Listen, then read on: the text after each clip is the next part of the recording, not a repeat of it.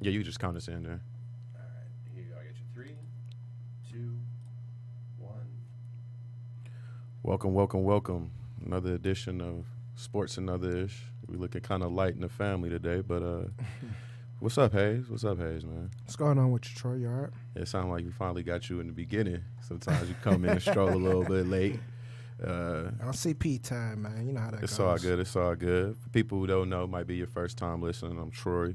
We're missing our host, Bud, and Big Freaky Rail. He might be coming in late, but we got a guest today, man. He family to us. Y'all might not know him, but welcome, my brother Shane, man. What's good? What's good? Appreciate it, man. Just Come a little bit closer. appreciate it, man. Just glad to be here. Can finally, relax and talk some sports instead of coaching it. That's man. my quarterback. Like Tio, that's my teammate. That's my Yeah, quarterback. man. That's my quarterback. Yeah, man. I know it's busy for you, man. Especially as a basketball coach, it's like all year round for you. So Yeah, you rarely get any time off. So. yeah, man. Like it doesn't stop. You go from February with tryouts. We still in season at Hazel Park, and we traveling Grand Rapids, Lansing, Indy, Dallas, Chicago, and then June we off. But that's our time to coach our high school kids. So I still working. And then July, you got 3 more big tournaments. And it's a live period. So the kids got to be ready to play. And then August I'm supposed to be off, but I'm coaching football this year again. So, Okay. So it's kind of crazy because we're going to segue into that topic. We're going to touch on it, but you essentially on the AAU grassroots surface. Mm-hmm. You probably seen or got a look at some of these kids that got drafted on this past Thursday, and you even get a look into what's coming next within the pipeline. Yeah. So we can actually, since we're talking about it, we're going to touch on the draft, but is it any guys that you feel coming down that pipeline that we're going to be seeing within the next 3 to 4 years that people should be looking out for? So even though he didn't get drafted high, Kyle Guy, I seen him as an 11th grader. I was like, oh, this white boy nice. Like he's like that nice, and now I said he's gonna be getting paid for this. And What position does he play? The 2. Yeah, he So- played at Yeah. Virginia. He Yeah. actually hit the clutch free throws for them to Yeah, beat Auburn. Yeah, And okay.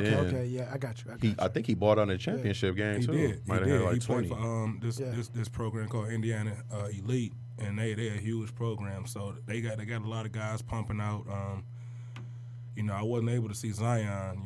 Even though we were on Adidas, we wasn't that big at the time. So Okay. But we like Kyle Guy's a guy that stands out. Like I remember shaking his hand like, yo, you're gonna be good. Oh, yeah, so you actually So played yeah, against we him. actually had to figure out how to stop him. You know what I'm saying? So Yeah, it's- because you look at a guy with that type of build, you like, man, this guy not about to put no work in, Yeah. but he just gets the job done. Actually, shout out to Virginia. They had a good draft. they did. DeAndre got drafted, and then Ty Jerome got drafted in the first round. So while we're on the draft, just big picture, what's your reaction to it? The top 3, the 4 picks we kind of seen was coming. They're Yeah. definitely the top 3. Mm-hmm. But what do you think about we've been touching, we already knew Zion was going to go 1, but what do you think it's about in the draft in the whole, Hayes? It's interesting, man. I think it's one of the deeper drafts that we've had in a while. Yes, And very I deep. think it was kind of, I think a lot of people fell. Not a lot of people, but I think the guy that the Pistons picked up, they said he fell to them. Yeah. yeah. I mean, He could've I kept hear, falling. yeah, I heard I some don't- mixed I don't- reviews. I We're don't- going I to touch don't- on the Pistons, but yeah, it's cool. But the overall draft, though, man, to be honest with you, I just like the raw emotion. Like, damn, you see Zion up there crying. You're going to be the number 1 draft pick, but damn, you still up there crying. That's the emotion that he felt. Like, man, I'm the number 1 pick of the NBA draft. Showing his emotion. RJ I'm glad Barrett. you brought that up because my twin brother, we talked about that. And it's crazy. I'm sure a lot of these guys, Zion, RJ, they felt like they knew they were going to be drafted. They knew it. But I think that emotion hits you. Like, people don't realize these kids have these dreams when they're 9, Yeah. 10, and then to just see it really happen, Putting in just all come that to work. Yeah. fruition, all that hard work you put in. Yeah. I just felt for him too. I think it was Yeah. crazy. It seemed like all the waterworks was showing. Right. Then my other thing my cousin mentioned, on a draft, it was shocked how many of these people had lost parents or loved ones. Yeah, that got me. Yeah, that was getting me Yeah. too, man. That got So me, man. I really a lot of times we just look at these guys as just Like Kobe White lost his old dude to liver mm-hmm. liver cancer. Yeah, or so something you like just that. see these guys as just entertainers, but you don't really sometimes forget. It's a struggle to get to. Yeah, they real Yeah. people, man. As much as talented as they are and make it look so easy, they breathe the same air as us. Yeah. Anything else? Your thoughts just on the draft as a whole? Like I said, we're gonna touch on the Pistons, but Yeah, as a whole though, man, with it some was falls. you know, it was a couple of people. I'm surprised that Phoenix. I didn't. I'm like, wow. That was kind of shocking. Yeah, that was a little shocking to me with Cam. And then I didn't realize, like, damn, Devin Booker is younger than him. Mm-hmm. Yeah, like you rarely see people get drafted at that age. It's like the NBA is scared of them. What you thought about just on that one? That was a shocker. Yeah, it was. That kind of That was a shocked head me, scratcher. People but thought he was gonna be there for the Pistons. that's what I thought too. But he's one of those plug and play guys. Like you don't got to take time to develop him. You know what he gonna give you. He gonna play 20+ minutes for you. They already got I guess an older, younger team. Getting old boy from Villanova last year. So Yeah, that's what shocked me know, too. So it's they like, kind of play the same position. thank you. It's like you trade T.J. Warren, who was another wing player. Right. Yeah. We don't know what's going on with Josh Jackson, Detroit guy. He got a lot of Oh, crazy man, stuff that's going wild. on. He might be in China soon. Yeah. And then, so it seemed like you trying to create some type of space to allow these young wings to play. You just drafted Mikal Bridges last year. Mm-hmm. And so you trade away T.J. Warren in Indiana. And then you trade back and you trade your pick, the 6th pick, whereas Garland or Kobe White, my favorite player in the draft, I felt they could have been good next to Devin Booker. But you even trade that pick back to get Cam Johnson, man. Yeah, It's that was another awkward to me. wing. Is just, I just don't know what that Cleveland team was a doing. hair scratcher to me too. Yeah, Kevin Porter? I don't get No, that. they got Darius Garland, Yeah, and Garland. they just and drafted Kevin Porter. and they just drafted my man's last year. Just grabbed a young bull, Colin Sexton. Yeah, I don't Colin get it. Sexton. So it's They, like they said they want to be Blazers East. See, people make them comparisons so early, man. I kind of hate it. You know what? I kind of despise that about the ESPN. I think they put my man Chauncey in a bad spot. Man, he was- some of those comparisons, Yeah, bro. those comparisons on there was just kind of. So He ain't signed off on all those. The 4th pick of the draft, you tell me how you feel. If you're the 4th pick, we don't know how good you're going to be. But he said the 4th pick of the draft reminds him of Jay Crowder. Jay Crowder, solid NBA player. If you get that, cool. But then you take Rui Hachimura at 9th, and you call him Kawhi. Right. I'm like, just bro, you all over the place. Then he tried to say young Kawhi. Young I'm like, Kawhi. no Nah, Kawhi. no Kawhi. And shout out to Bill Simmons. He had me roll. He was like, "Is it Kawhi in 10th grade?" Like he said, "What Kawhi you talking about?" Yeah. So I'm like, man, they just need get realistic expectations. Right. Everyone is not going to be a superstar, and we got to keep putting these, just Stop putting these unrealistic. labels Labels on kids, 10-year-old man. kids. Like they don't even know how to drive or do taxes yet. You know what I'm saying? So like, Yeah. we giving all these kids this High expectations. high expectations. We don't know what we're gonna get. It's Right. different when you in college, you the man. You in AAU, you in high school, you the man. But now it's your job. Yeah. This is a job what you have to do every day. Mm-hmm. And that's something that's the bigger picture. You got to be accountable. Nah, coach ain't gonna wake you up. If you late to practice, you late. Yeah. So you got to draft guys with that integrity too. So sometimes I do get why the older guys are drafted. You know what I mean? Like Understandable. you don't got to chase them around like they did Josh, or like a James White. Another story. Or it might be a Yeah. possible Kevin Porter. Yeah, you know what I'm saying. So you don't have to do that with those older guys in their frame of thinking. And if you look at it, a lot of the times, these guys aren't mature yet. So they have to do that bang or bust, try to get that young guy. But a lot of times they want to might even be ready for the next coach or the next GM. Yeah. And essentially to when they would graduate from either come out their junior year or senior year. So let's just get some more thoughts on Zion. We can't talk about him enough, but just pro projections, how you see him panning out. I look at him, for me personally, I think if it works out for him, great. He can be in that Blake Griffin mode, Larry Johnson. But I like his floor. I think at the worst he can be Montrezl Harrell. I don't see him. I'm just saying, if it doesn't work, I don't see an Anthony Bennett type thing. That guy was lazy. Man. Whereas he would have to just max out just to be a good NBA player. I still think okay, even if Zion doesn't turn into a superstar, he still get that type of role where he can make an impact on the floor just because he plays hard. Yeah. Right. And you know, my cousin Tone, shout out to him. He been messing with me all week, talking about, man, he the same size as Adam Silver, man. What position he gonna play? But I'm just like, when you play that hard, I just think it's a role for you in the league. I mean, his athleticism alone's going to mask a few of those physicality deficiencies. I mean, he's the second biggest player weight-wise in the NBA. 287 You know, pounds. I just That's hope a he big don't boy. go- Yeah. I just hope That's he a don't big go boy. in there eating that Papados every day. Yes. I hope he stay in shape. Yes. You know, I mean, and I'm with you. I think his ceiling could be the ceiling could be a Charles Barkley, who was a top 50 player, however you want to call it. Now, Especially on the break, yeah, he can rebound. Like, he can rebound, he can pass, he can actually put the ball on the ground. Now his shot is very slow. Mm-hmm. So in Duke, you know, you can get that shot off. You got R.J. Barrett out there, and you know it's college basketball.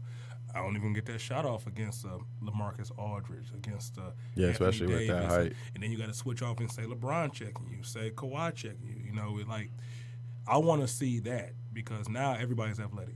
They don't have your athleticism, but everybody's athletic. So Yeah. I want to see how you're able to do certain stuff. Those intangibles that we think you have, you know, can you work on that and get that better? I think he can. I hope he can. But, you know, like, I don't know. So it's just a head scratcher for you? It's kind of, I mean, I'm not a head scratcher. I mean, he definitely number one pick. But I want to see how he plays down there. What's New Orleans playing? He can't play the 5. He can't play the 4. Why people keep saying it about the 5? That's a head scratcher to me too. No, I he's think really not a 4. Yeah. Right. He's right, really like a right. small forward. Right, I get that, but everybody throwing that 5 around with Zion, I think don't- at his size, it's a question about him guarding wing players. So you look at just the team they have around him now, and it touches on that Anthony Davis trade. Look what David Griffin was able to get for him, turned it to a lot of pieces. Like I said, I would have liked to seen. It seemed like they started drafting for need. You try to get players that fit. They got Jackson Hayes. He's going to be his center playing next to him. So they're trying to put him in a great situation where it's not you come in independent on the savers. Griffin already came out, said it's going to be Drew Holiday's team. He just want Zion, you know, to just learn how to play. So it should be interesting. It's going to be a league pass team. Here's what he said. That's what he said. That's what the That's owner he said. He said, I think he was just doing that just to. I think, make get Drew some of the feel- pressure off. take the Zion pressure off. and I give think you got to Drew. move on from Holiday. Honestly, now you got. Eventually, so. I think Lonzo eventually. there. You might as well if we're gonna start this from the ground Do a up, full youth just, movement. Just forget it. Let's just get Lonzo. Let's have Ingram. Let's have, you know, Randall. Only 25, 26. You know, let's just have a whole youth. Randall movement. opted out though, didn't he? They could sign him They back. can They resign gonna him. resign him I back. think You they're he going to coming have back? about $30 million in cap They got a space. lot of money. I wish we could have sent Andre Drummond down there. But that's a different subject. Man, that want to be a rapper. John Moran, let's just get your thoughts on him. Like I said, we've been talking about him the whole time. What you seeing with the? Hey, that's a player. As a coach, that's a player he could play for me any day. Yes. Like, he plays hard. He gonna make some mistakes, but he plays hard. He reminds me, and this was a crazy comparison that I looked at. Somebody said like a Ricky Rubio and a Dame Lillard. I can see that. But his heart, you never question. Like I watched a lot of. I'm a basketball junkie. Not I feeling watch that a lot. Rubio one. Yeah, you know, he can pass the ball. Yeah, though. Rubio Like, can pass. Yeah, he can just. I'm not in the Rubio. No, fan, I'm not a so I'm a little Rubio biased. fan. I'm a little biased. That's But all. he can pass the ball. He's athletic. You know, I would say a Russell Westbrook with an IQ almost, but not as athletic. I've been hearing that a more controlled Westbrook, and then people what they forget about Westbrook is he was a shooting guard his whole life. Yeah. So this is a kid that's already a point guard, has the athleticism. Like I said, I caught some of his games, and like I said, if you just look at that NCAA tournament game against Marquette, the guy dominated the game and only shot 9 times. Got a triple-double. Like I said, played just under control. Didn't have those top D1 athletes around him. Yeah. But the team was just going on all cylinders. He was getting guys the passes in their pocket. Yeah. It was just controlled. Yeah, I mean, it's incredible when they said he's the only person to average 20 points and 10 assists in the season since they've been keeping the record. Yeah, I think he averaged like 24 and 10. Yeah, I think he's the only person since they've been keeping the assist record, I think since 84 or maybe 83 in college, They said he's only 20-10 person, and you know, college got a lot of history to it, man. It's been everybody coming through them pipelines. So if you can accomplish that, and you're the one and only, my man, he got a hell of a future in front of him, man. And he's in the right situation to flourish. And I love his story though, man. Like you got a kid who went to Murray State. People can't even tell him what state that's Kentucky. You know what I'm saying? Like they couldn't tell you. And you got a kid who worked his tail off, who actually played next to Zion in AAU his last year, but just a kid who just worked so hard, like, and went up on the radar, and people like, oh, he can play. Yeah, this kid can play. You know, so I don't care what division level, basketball ain't gonna never change. If he's efficient right now, he gonna be efficient in the NBA. Yeah, it's gonna be a lot harder because now you gotta check the best players every night. You know everybody everybody good. You know, but his work ethic is something that's gonna carry him. And his story's great because he said it was, people act like, you know, Murray State was just his only offer. He said no, he had about 20 college offers. Some people start to come on late. I think he said South Carolina came late, but he said his dad told him, or someone told him, go where you want it. Go where you want it. And you being an AAU coach, like, you can attest to something like that, I'm sure. Like you got to go. Like, I got a kid by the name of Jahi Henson who Cumberland University offered him a full ride on the spot. He went out and had 30 that first game. Coach came up to me and said, yo, I need him. He was freshman of the year this past year. But all the, not D1 schools like, yo, they calling me about him now. Nah, thanks but no thanks. I know they're going to take care of my kid. You know, they're going to take care of him and where he's at right now. And there's other kids in my program who, you know, like they flourishing where they are, but now the calls are happening. So, like, go where you want and go where you love. Like the coach, me and him sat and talked for an hour. The coach still called me to this day, you know, just talking about who you got next for me, coach. Who you got next, bro. So that's a huge thing. Don't shop your kid around, you know, like like it's eBay. You know what I mean? Like, and you see a lot of that. I'm sure you see it on your level. I've heard stories. One of my favorite books I read is called Play Their Hearts Out. It's about AAU basketball, the dark side you see of it. A lot of these players, man, so many people have their hands on them. A lot of people are getting bags off of these kids, and look at they don't Bowen. think about them. Look at Brian Bowen. He didn't get drafted again. Yeah. He didn't. Look at the kid from Brewster that we were talking about, LaQuise. Didn't get drafted. Like, you got these people, like, I ain't gonna say the AAU program that Bowen played for, but, you know, you taking all this money in Michigan, and you wonder why you get, like, they don't want to touch you. You know, you getting the bad advice from the wrong people who trying to fill their own pockets. You know, that's terrible. He doing these kids a disservice. So what would be like the best way for them to go? Because, you know, maybe that's the first advice and they think it's the best advice, but it turns out it's the worst advice. I mean, in my opinion, man, you know, you got to have a solid foundation with parents. Like they got to be starts involved. at home. If mom and dad start chasing that bag, then what I say doesn't matter. They're gonna take them from my program and gonna let them go over there where they don't care. Right. You know, I still got some integrity in this, so I'm not about to do anything illegal to mess my. I built all this sweat equity for the past 10 years. I'm not about to piss it all away. You know what I'm saying? Right. Like, but these parents, when they chasing the bag, they gonna get it. But if they want something legit, like, you know, like a coach that I know that did it the right way was John Beeline. Yes, you know we're what gonna I mean? touch on Beeline. Like he was a dude that said, okay, I only recruit these kind of players, and that's it. Hurt us a little bit, but you know that's the kind of players they recruited. So, you know, it started with the parents, man. If the parents ain't on board, then you're gonna have the wild, wild west. It's gonna be chaos. It's gonna be shopping your kid around from team to team to team to team to team to team to team. And that's not doing the kid. And you see that. I used to hate it on AAU. Like I played when I was younger. So we'd have a kid ball out. We'd probably get our ass kicked. Then you got the coach from the other team want to come get your best player on the team. He got his ass kicked on. Then the mom sent him up there for some tournaments. So now you just pouring your kid out. And I don't, and that's one thing I've never been a fan. Like, I don't do that.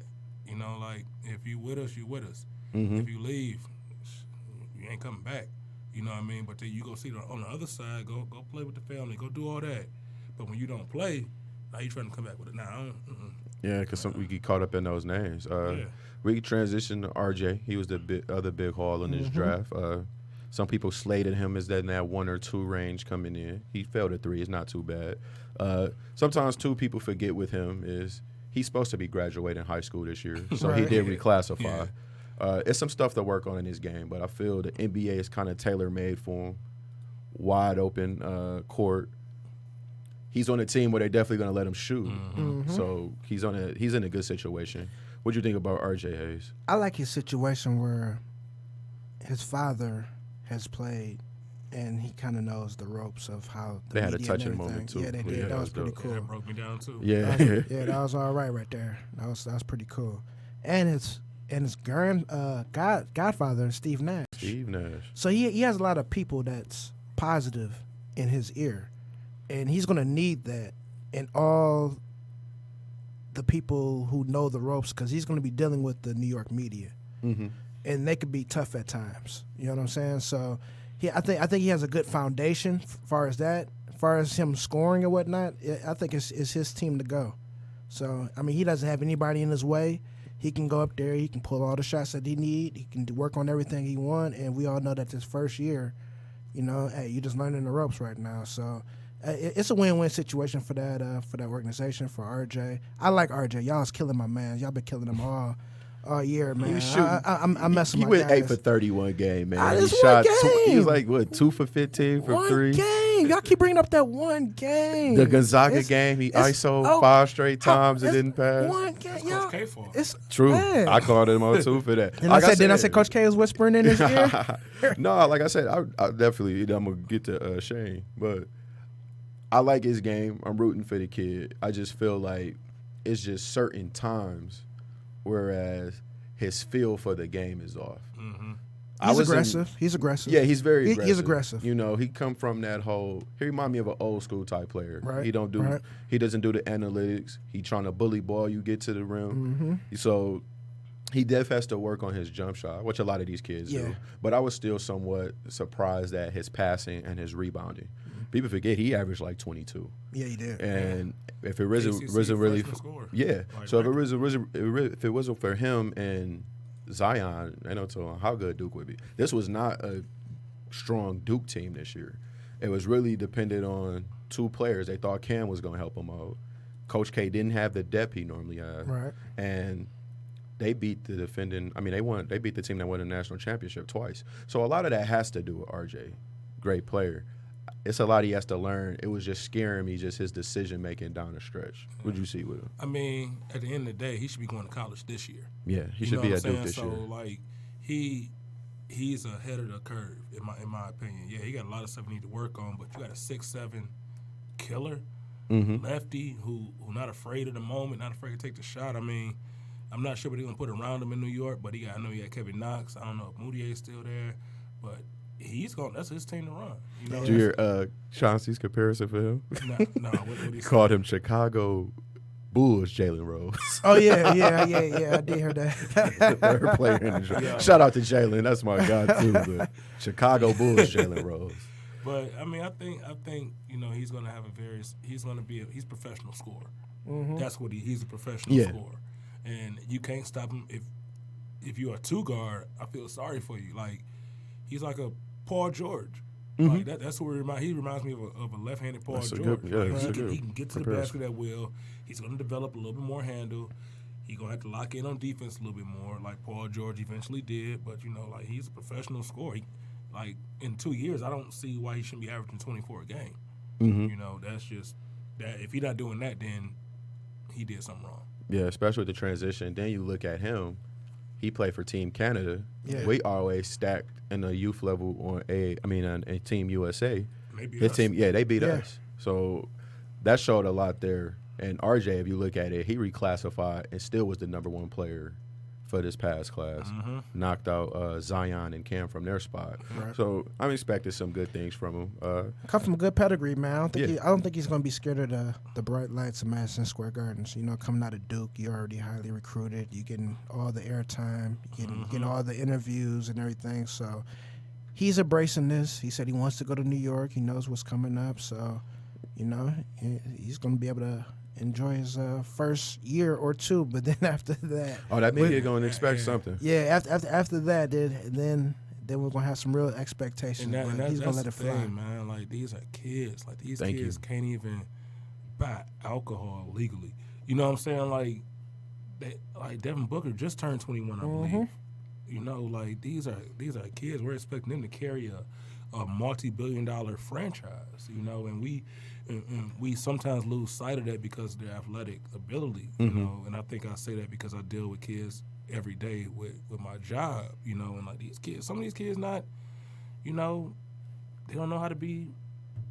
Adults yet? No, they don't, because they never they learn are how to, kids. They never learn how to be kids though. Right, You know, like right. Zion and like LeBron. You know, like they've been in the limelight since they were 15 years old. Right. Yeah. They can't even go to Walmart. They can't even go to Target. And They can't do normal stuff. And just imagine that, like, you look at the psychology of you, but take yourself back to 18, 19-year-old Shane. Yeah. You probably didn't have that much money your whole life, and now they just about to make you a millionaire that quick. Right. You're on the road all the I'm time. tripping. Thank you. I'm tripping. Microphone in front of your face. I'm saying whatever. Look how life was without us, without those distractions. Yeah. Right. And now you're in the limelight all the time. That's something that they have to deal with. We're not going to go through all the picks, but the next one I do want to touch on, we're going to talk about Atlanta, and then we're going to talk about, the Pistons, what they did.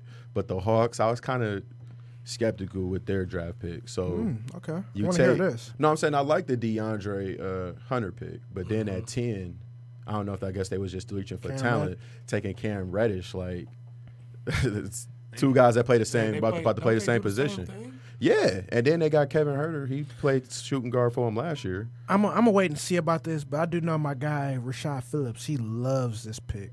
He loves this pick with Cam Reddish going to Atlanta. He's calling Cam Reddish like equivalent to like a Randy Moss in this type of offense. He's saying Trae Young is the quarterback, and he's just gonna be just letting it go to Cam Reddish, and I don't know. It's gonna be interesting though. Cam, like I said, he got the pedigree coming from Duke. I just don't know. They have a very young team though. My thing is with that though, it's interesting with that team because of the dynamics around it. If you look at their division, it's weak as hell. It's Atlanta, it's Atlanta, Orlando, Washington, and Charlotte. Like it's a very winnable division for them. So I don't know if they get that development curve right away, because you can look around like, hey man, we're only 2 games from first place, and Yeah, you know what I'm saying. Because if you look at Orlando, didn't they get in with the losing record? I think it was like 40 and 42. Yeah, I mean, like I said, Kemba might not be back in Charlotte. John Wall is still not really fully healthy in Washington. Who knows what's going on? They might trade Bradley Beal. Orlando, they might take a half a step or two back. So it's a winnable division. So I don't know how that might affect their progress growing forward. It could help them.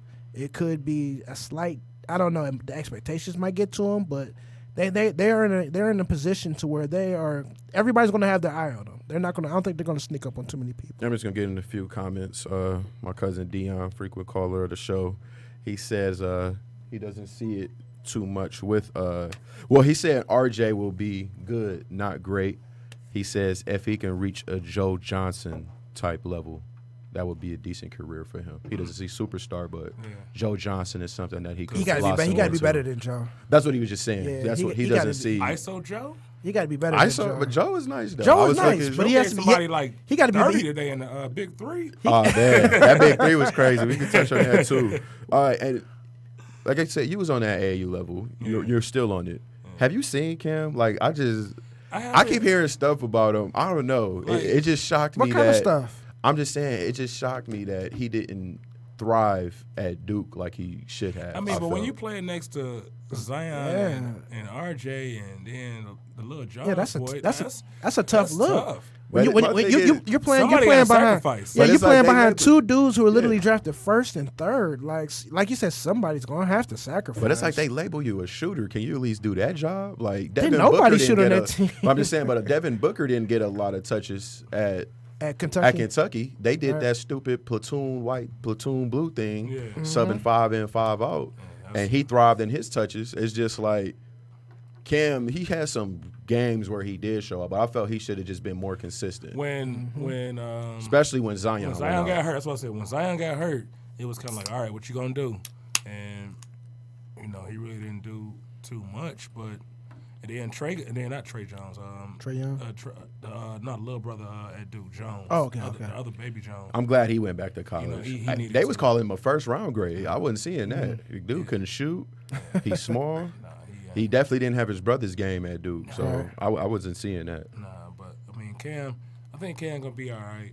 He has to develop that jump shot a little bit more. But one thing in the NBA, they're gonna run you off that line. Yeah. Oh, So- yeah. You got to be able to put the ball in the ground. Like, what's your Yeah. secondary move? You know, Yeah. it's a scouting report in college, but this is a scouting report in the NBA. Like Mm-hmm. now you got grown man that's 30 years old Athletic. checking you. You know, like it's a. I'm telling you, it's a mental difference. Like I'm 19 years old. You 31 with a kid going through a divorce, all Yeah. kind of stuff. Like, yo, taking all that my frustration mentality out is of you. different. You know, I'm going to the club after this, and you can't go. You know what I'm saying? Your little ass had to go back to the hotel. Salute. So- Welcome, cousin Donovan, what up, man? What's What's good going on with you, Come man? That's my closer, point come guard closer. right here, y'all. What's Come up, closer. man? This is my point guard. Salute, man. I hear y'all ripping on Cam like that. I don't like that. I don't like Touch on him, man. Um, First, before we start, I'll just do a quick recap of the draft. the draft. I saw you was watching a little bit, but just your thoughts on Zion, Ja, RJ. Then you can get to the Cam. Yeah, All top right, 3. Top 3 picks. I think Zion's going to be.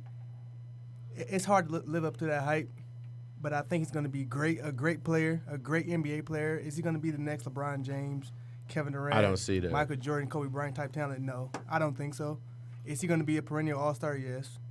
Okay. He'll be more in that. With Sean Kemp type range. Yeah, I want to say comparison. Sean Kemp. That's a good comparison. I don't want though. to say he's going to have a Sean Kemp like career because his career at the end was Yeah, he that's fell what his off. body very like. forgettable. Yeah, he got Very that Sean forgettable. Kemp. I say more like Blake Griffin if he stays healthy. He'll Okay. be an All-Star. He'll be in the MVP race a couple years. I see that more than Sean Kemp. Ja Morant, I like him a lot, but if you watch his games this year, he has to mature a lot with his decision making.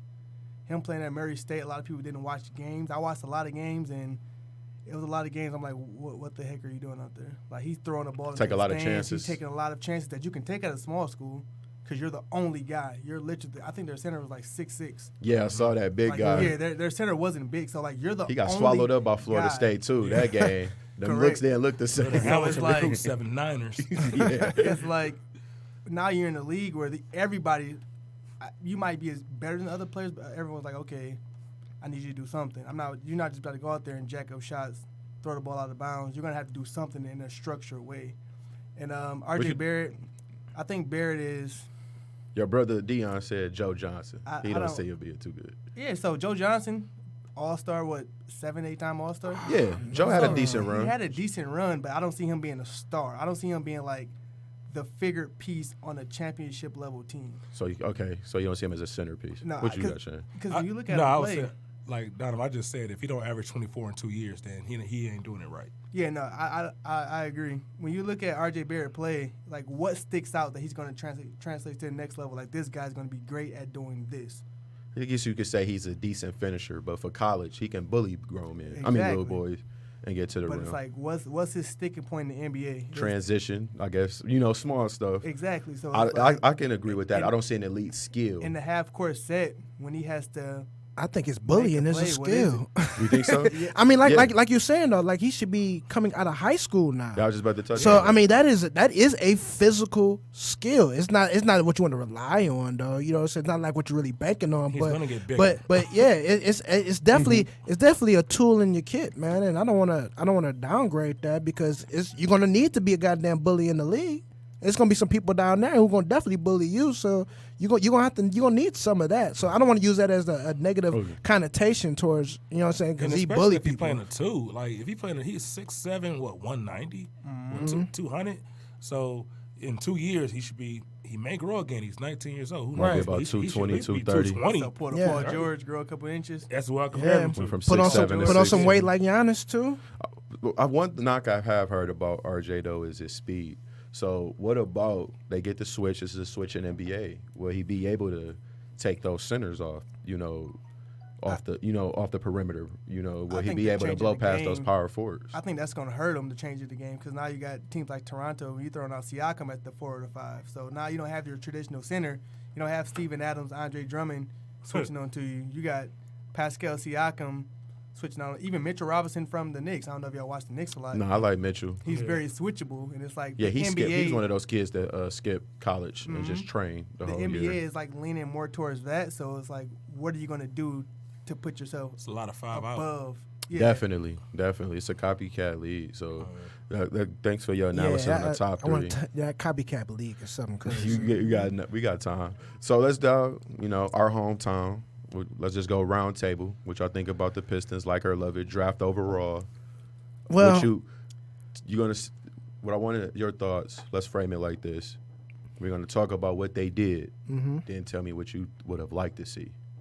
Starting with you. all right, what they did, like I said, I don't know who they was going to draft. We need so many needs. It's like, Yes. just go ahead and throw the dart at the board, man, and wherever it lands, fuck it, man. That's how I they feel. put the Knicks needs out there. Right. They said starters and bench. Right. So yeah, I'm not going to argue with that guy. I just hate the fact that we always talking about he has potential. I'm tired of hearing about potential, even though it could happen. I'm just tired of that's our way of going. But I did hear an interview with him because I don't know nothing about dude. I'm not going to hold you up. He over there from France or whatnot. So I was listening to XM radio, and they interviewed him. They said, well, what is one of your best attributes? He said, defense. He said, I'm going to bring the defense home. And he was like, well, you're a versatile dude. Who can you guard? He said, man, I can guard 1 through the 5. He said, you can guard Russell Westbrook? He said, yeah. You can guard Joel Embiid? Yeah. So you got some heart. So my man said it with ease, too. Like, I don't know nothing about him, but, I mean, if he feels that's his number one attribute and he feel like he could do it, like, hey, I know he has to work on the shot. I'm not looking France for him got to to redeem for themselves, him man. to score, but because they got Frank out here, and he looking terrible. I don't want no more French players. Either he redeem himself or my man from the Pistons got to redeem himself. yeah, it's up in the air though, man. I'm with this pick and with the situation that the Pistons have, it's more so of a wait and see with him. And he is the youngest person that is drafted, so he has, like they said, a lot of upside, whatever that means. You know what I'm saying? They throw that around when you don't know nothing about nobody and you're so young. So do we have time to wait though? No. Blake is about to be 30. No, Drummond, no where time. where he's at. I mean, I don't. Like I said, I know what you're saying, I though. don't. I have no clue. It's a pick for the next GM It's and just coach. you're right. They just throwing that on out there, man. So I'm more of a wait and see with it. I like his attitude though. They did ask him, "Who are your favorite players?" And the first person that he said was Michael Jordan. Okay. So he a young dude though. So you know what I'm saying? Yeah, he started with MJ though. Then he started getting to the younger players and whatnot. He mentioned Derrick Rose, KD, a couple other people. What I'm saying. But Michael retired, right? I guess But at least give him that though for even just coming with the old school name. Like I ain't never seen a nigga play, but he got some good shoes. So I mean I'll see, man. I'm excited just to hear George Blaha say his name. That's all I'm waiting for my man Blaha to say off the eyeglass and then I can't even pronounce my man's name. I ain't or about to whatnot. butcher. What's your thoughts on the Pistons draft, dog? I hated it. 100%. Hated it. They probably had the second worst draft behind the Suns. Oh. So what would you have liked to draft. see with that pick? They could have went. So when you're sitting at 14, you can go in a lot of directions. You don't draft a guy that you're hoping is going to produce in 2 or 3 years after you say you're not rebuilding right now. Now, if they say, you know what, we're going all in, we're rebuilding, they didn't make the playoff push, okay, maybe I see that. But you had the chance to draft 3 players that were potential lottery picks, and you passed on all 3 of them. Those players. Twice. Who? Brandon Clark from Okay. Gonzaga. I'm surprised he slid as far as he did.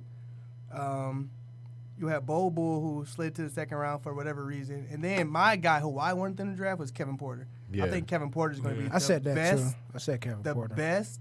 I think he's the best isolation player in the draft. And we could have got him at 30, and we Yeah, traded that pick to yeah, Milwaukee. Exactly. And I think his why- attitude got in the way. and I that's think his really why I hated background. it. But that's 30 though. It's no different than where I'm taking the him. Spurs. No, I feel you. When I they feel took you. DeJounte Murray is supposed to go high in the draft, and then he fell to the Spurs. It's like, And guess what? He got it together. yeah, But the you get a thing good is, organization around guys. He tore his ACL, but he played well for him, developing for him. He's a piece. He's a part of their future. You What make else? you make that trade that I loved when you got rid of that contract with John Lure. You bring in Tony Snell, and you get the 30th pick, and then you trade it away for nothing. Like you traded that 30th pick for 2 second-round picks.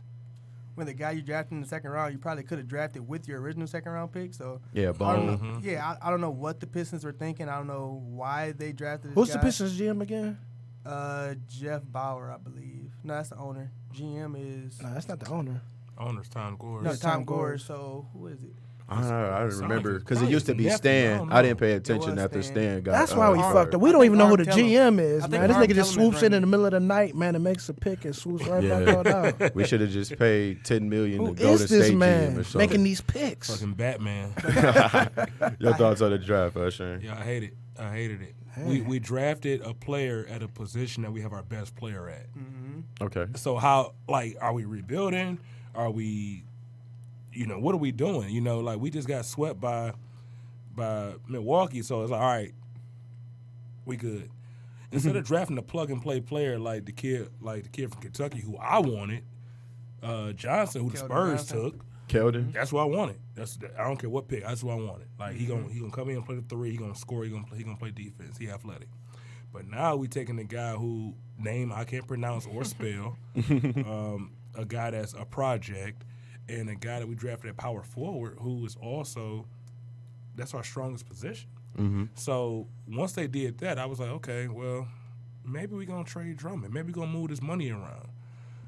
But I was actually at the Piston practice facility Tuesday night, and Dwayne Casey was a little coaching thing, and he was like, yeah, I like what we got, and Reggie, Blake, and Andre. I was like, we gonna do something stupid on Thursday then, and lo and behold, we did. Like I'm just not a fan of drafting players at the best position that we have, because right now you sitting us mixed. Because when is he signals. going to play? Like, yeah, when is he gonna play? Like, that's cool. You can check 1 through 5, 1 through whatever, but you can't. What you gonna do? You gonna play the 3? Tony Snell coming in playing the 3? Apparently not.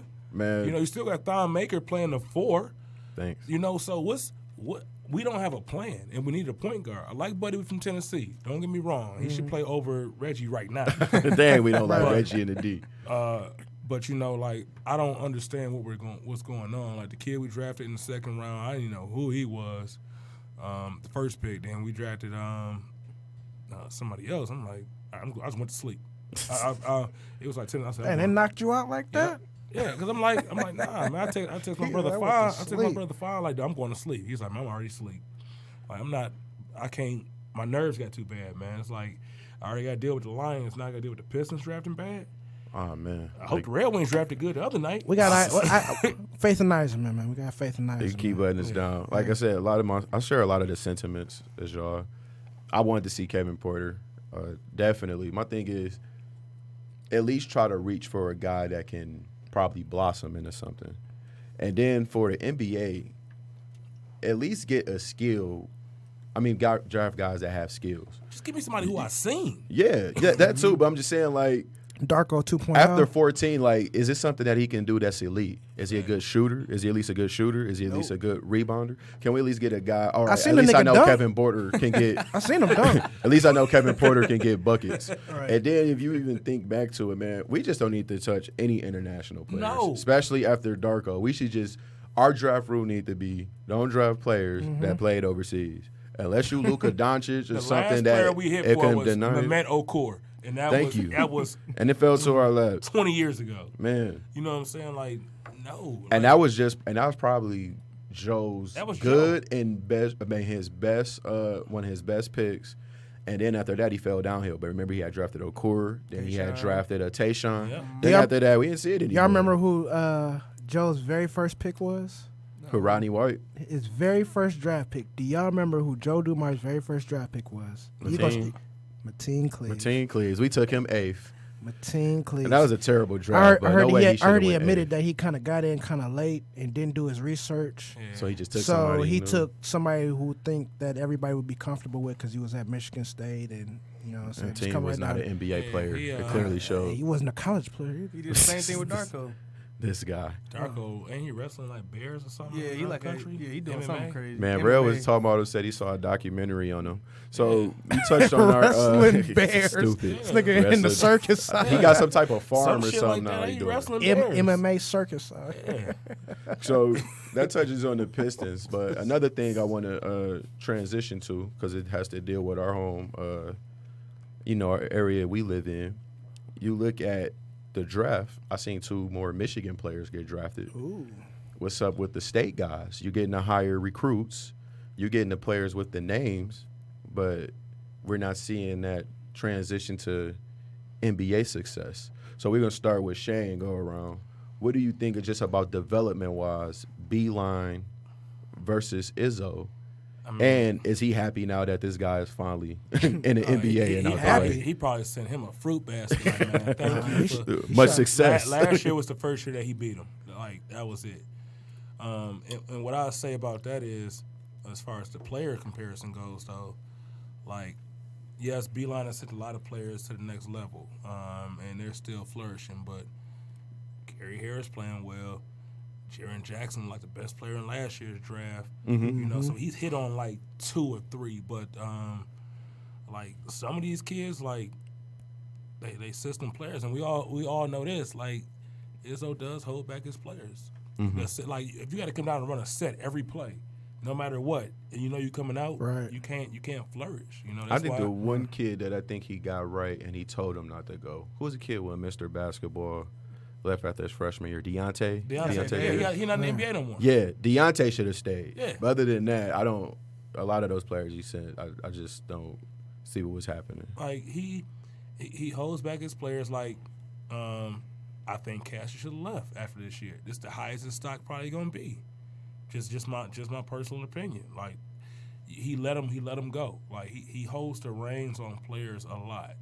Whereas Beeline is like that 2-guard offense system. It's like, man, Dinkers, you shoot it. Matthews, you get a shot. You get a shot. You get a shot. Whoever get a shot, and kids are getting paid off of it. You know, and they do take skill and development serious there. What they did, I don't know what's gonna happen now, but Especially with Jawan. yeah, you know, but you know, he did keep the strength and conditioning coach. He kept certain pieces there, but He needed to. you know, Beeline has always tipped his hat on out executing you offensively. And if you got 2 guards, you got Trey Burke and Tim Hardaway Jr. Yeah. You know, that backcourt is kind of like That's tough. if I can say, if I know I can shoot the ball without getting pulled out the game, that's easy. Like Donovan was our point guard. You know, if he shot the ball, he was got pulled out if he didn't shoot the ball. You know, like shoot the ball. That's what you're Shoot the there for. J. Shoot You know the what J. I mean? But Shoot it. if you got a coach on your shoulder that's saying, "Hey man, hey run this. We're gonna do this way." You know, you sometimes you overcoaching. What you thinking about just recently, or overall? I Just agree. how they putting guys I in the agree, league. but I want to say probably Miles Bridges freshman year. I think they kind of loosened Izzo up some because you could see the way he was coaching even last year. Like that team had no business in the Final Four. No. With all the injuries they had no business in the Final Four. But I think he actually let Cassius play ball, and I think that's going to be his style going forward. Now after Cassius leaves, I don't know what he's going to do. Next But, year should be interesting, it should though. be. Cassius, Rocket, and they don't like Foster. They y'all don't Foster Foster. got to go to I don't like Foster either. Yeah. Oakland. I don't like Foster either. Man, you in fine, man. Talk about he got to go to the MAC, man. Nah, He he should might be have to. Ball He State might have to go to somewhere. like Bowling Green or something. But You go probably average 30 there, too, in the back. yeah, the one thing about Izzo, his players have hit harder. Oh, yeah, he's had You look that. at Draymond. Draymond, Defensive Player of the Year. What award has anyone from Michigan in the last 10 years won? Not All-Star. You can't name one. All NBA first team. Hardaway just got Defensive 80 second million. team. He did. Yeah, Hardaway did Hardaway get got paid. But by who? True. The Knicks, the worst run franchise in all of basketball. He got paid. though. Then you look at He secured. $80 Trey million. the Burke bag. found his way back to the He league. secured Trey it. Burke found his way back, but I want to say Gary Harris is in a better spot. DJ, he went kind of low. But DJ Wilson's nice, but then you look at Jaren Jackson. So it's like for every one player that Michigan has that's made it to the league, now he does produce them. Like I don't think Iggy's gonna last in the league long. But that's- He got drafted. Yeah. yeah, I think To second the Second Knicks. round. To the Knicks. Yeah, But that's why I Second want to round, frame this 40. question. Izzo has the head start. He gets all the top players. Mm-hmm. Beeline is going in these back channels, developing guys, getting guys that's not Yeah, he's not getting heralded. 5-star. and he sent them to the league. True. And so it's like, he shouldn't be in the same equation. When you look at Miles Bridges, you look at Jaren Jackson. Those guys were going to be good regardless. They were Right, high no matter school where they All-American players. Right, They were right. in the top 10 almost, or even top 20 They were if you look at it projected. like that. Projected. They were already going to be pros. right. These are guys we didn't hear of. Like, you wouldn't expected Jordan Poole to get drafted. But that's like Brent Forbes. Brent Forbes went to Michigan State. Nobody really heard of him. Now he's for the Spurs, and he's playing great. So it's like Michigan State does have these players. Beeline does develop a little bit better though. He does develop his players a little bit better than Tom Izzo does. A little bit. A little bit. Wait, Just a little bit. A little. Hold on. I'll Hold say on. way, So man. you saying that a little bit, but Michigan beats Michigan State consistently. And Cassius has And they been got this better good without recruits. it. I don't think he developed Cassius. They have better recruits. Not in the last 5 years. I think after Trey Burke, the recruits started coming more to Michigan just because they saw what they did with Trey Burke, Glenn Robinson, Mitch McGary. That team was stacked. People forget that Michigan team was stacked. Yeah, but Trey Burke was a 3-star. Yeah, but Trey Burke was a dog too. Exactly. That's Trey what I'm Burke saying. coming out the He AAU saw circuit, that, he was though. a dog. Yeah, no. He saw that. I saw Trey Burke play live and in person. He was a dog. killer. Yeah, he was a dog. So, like I said, I think Beeline has an eye for talent. He's almost like how D'Antoni does at Michigan State football. He sees these 3-stars. Crazy how they got the reverse of Exactly. It's like he sees these 3-star recruits and he's like, okay, this guy can really play if I put him in my system. Like you said, that 2-guard set is it's a beast. That's why so many teams aren't ready for it. So Yeah, I think it's a mixture of both what you were saying, Donovan, as well as Shane. That I think Michigan State, they have a solid college program through Izzo. He's gonna. It's kind of like their drums are different. Like Izzo's beat to his drum is a little bit slower, harder within the bass and whatnot, and Beeline's is a little bit faster. And, because Izzo, he likes to rebound, play defense and whatnot. But then when you look at Michigan, like you said, they get those 3-point, everybody's shooting. You're looking around like, man, this guy's shooting, and then this guy's shooting, and this guy's shooting. You don't see that at Michigan State. And then when some of those games translate over to the NBA, so people looking at that, man, we need a spot-up shooter. This guy right here, he could shoot because he was in this type of offense in college. But then, like you say, you still can find those in Izzo's program, depending on how your team is set up in the NBA. Draymond fit perfectly for Golden State. He likes to rebound. He doesn't like to score all the points that everybody else does. He likes to, push the tempo, get a little assists here and there, but play defense, grab rebounds. So it's really all about their styles of coaching and whatnot. So I think Beeline's is actually better. Because, like you say, he's not getting all the top recruits. And whatnot. Imagine if he had and top really, recruits in his system. It's how he would look. Yeah, they Give would him be Cassius, I thought a you should've well-oiled machine. And I think he really surpassed Izzo in his coaching time there. In those 12 years? Yeah, I think he really. He's been to 2 national championships. Didn't win it. How many has Izzo been to in the last 12? 0. I think he got about 3 Final Fours, 4. Yeah, he's been putting in. He's definitely been putting in that work, man. So, and not only that, though, but within that 12 years, I believe he is the most winningest coach in Michigan. Yeah, that's why I say he's history. So fruit basket. He's That's coaching. definitely He's definitely coaching his ass off. While Izzo, he's definitely doing his thing too. Because when it's all said and done, they're gonna be right in the money too. But I think, as far as just matching those 2 teams up, definitely give the nod to Beeline. So let's dig on that. Just wrap up wise, touch on Bobo. He fell. Is anyone else that y'all looked at was like, dang, they kind of fell far, or I thought they would have been drafted? Yeah, Brandon Clark from Gonzaga. I'm surprised he fell to the 20s because there were so many teams that could have used him. Even Nasir Little, I saw him as a lottery, and he fell to the 27. Blazers. Man, he didn't play this year. Yeah, I'm about to say so North I'm not Carolina. A fan of his. Yeah, I guess because he was they always think guys that's in that top 5 or 6 in the top 100 is supposed to be a lottery pick. I'm surprised that my guy, man. I'm surprised that my man Taco Fall didn't even get drafted. He didn't even get a 2-way deal. His phone didn't ring, man. His shit was dry all night. But then, at least the Celtics did give him a little. What he gonna do in the NBA? That's what I said. He can probably only play like 8 minutes. My thing is though, is like I think he's I think he's better than Bobo, to be honest with you. Bobo failed every medical clearance. Right. He failed. That's why he didn't get drafted. Like he failed everything. But he did get drafted. Yeah, but he still failed everything. Right, but what I'm saying is though, I might play more games than him in the NBA. than Bobo. I was just thinking like those two would be somewhat in the same boat. Yeah, you're somewhat in the same boat, and obviously if he fell to 44, he's pretty much in the same boat as Taco because he didn't get drafted at all.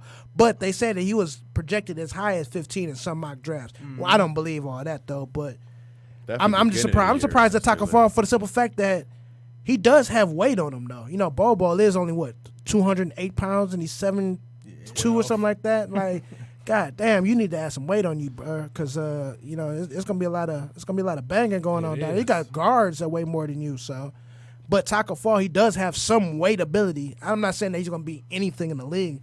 I'm just surprised he didn't get drafted at all. I mean, he's going to a position that's going to be extinct in 2 years, though. Yeah, it is moving that way. It's going to be extinct. It's moving that way. Then you're not going to play basketball. It is moving that way. I think he's too big. Yeah, too big. Just too big. I could coach it. I could take it. I win a state championship. Right. But NBA now. It's going to be tough. Yeah, centers out there shooting 3-pointers now, man, and they putting the ball on the court and crossovers and everything. Him checking Anthony Davis on the 3-point line. Yeah, good luck with that. Yeah, good luck with that. Some other players went undrafted too, noticeable. You see Marcus Howard. I think he was up there, one of the league leaders. I mean, for NCAA for points per game. Had a 50-point game, had some 40-point games. But I think 5'11", the size hurt him. ACL hurt Matthews. It did. That ACL definitely hurt Charles. And being a coward during like the last 2 months of the season, but that's different. Yeah, and I had high expectations for him coming in, especially after that run last year. And then Nas Reed, man, I think a lot of people were shocked by him for LSU not getting drafted. I was very surprised, actually, because he played very, very good in the tournament. Michigan State, I mean, Izzo defense is it doesn't matter who you are, but throughout the year he played great. I didn't see any reason for him to fall out of the draft completely. That was crazy. At least talent-wise, I would have just took him. Yeah, it kind of shocked me. I was surprised, honestly, that Kevin Porter fell to the 30th pick. I thought the team would take a flyer on him, maybe like Phoenix. You could have took him. Phoenix took. What was my man from North Carolina? Oh yeah, we touched on him, Cam. Yeah, like I said, Cam I would have Johnson, loved to see Kobe White go there, but they traded back to 11. And Kobe, I'm telling y'all, Kobe White is gonna be nice. They said Phoenix has the worst Phoenix has GM. the They said my worst man is draft. worse than Nolan and the Knicks. Man, I would have put the Lakers up there too before they made. They signed. I remember they had an old white lady saying my man's so tight that when he walk his butt squeak. Oh wow! Yeah, because they wasn't spending no money out there. They had like a town hall It's a beautiful meeting place to out live there. too. They need Charles Barkley back in that motherfucker or something, man. I don't know what's going on with Phoenix. No, I don't know what Phoenix had, but you had the chance to draft your point guard of the future, and you draft a bench role player. I don't understand it, but just like the Wizards, you draft a guy that I don't know. I didn't see it with Hachimura, Rui. I didn't see him as a top 10 pick. They called him Young Kawhi. No, Young Kawhi. he is Patrick O'Brien. That's exactly you. what he is from LSU. Yeah, man, terrible. So we had that going on there. We could transition. Oh no, some other things I've seen. In the draft, we seen different routes happening with some high school players. Darius Basley, clutch client. He skipped college, did an internship, got drafted. Mm-hmm. Then you see a guy like Jalen LeCue.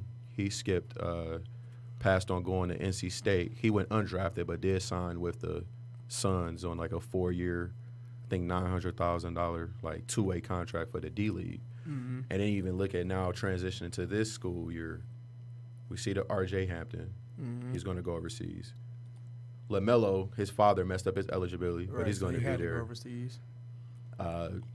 Kenyon Martin is talking about his son's not going to college. Just what y'all yeah, he said his son is going to go overseas. Vanderbilt. He just Scottie Pippen said I think his dad is sending him to Australia as well. So good day, mate. So with just you're on a high school level, this more so affects you. Somebody coming to your players, or you think what do you? That's what you're talking about, Shane. The people in the parents' ears.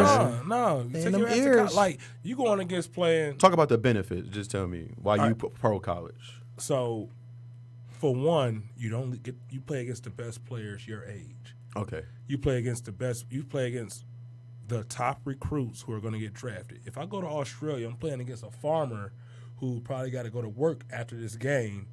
And do y'all know who's the MVP of that league last year? Oh, Bogut. Bogut. Bogut at 35 or 34. They MVP. That's cool, but who's his point guard, though? No, that's what I'm just saying. That's what I'm just talking about the league. If Bogut wins it, like, what is his competition out there? Like, I'm not sending my kid overseas. Like, that's still my child. You know what I mean? I don't, like, if I can go to Duke, Michigan, I don't care what college it is.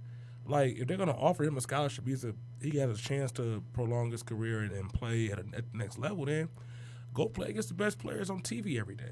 And people forget college did. And it matures you. Like, Yeah, and college raised Zion's profile. Yeah. People were skeptical about him being an NBA player. He was on that stage. He showed out, and it boosted him. Like I said, I don't think it's no right or wrong way. I do think, though, you want just that college stamp of approval. You're not getting that bag. We know guys are getting unofficial bags. Yeah. They're not getting that 900,000, that's things changing like soon. that. They securing something. Yeah. It's changing soon.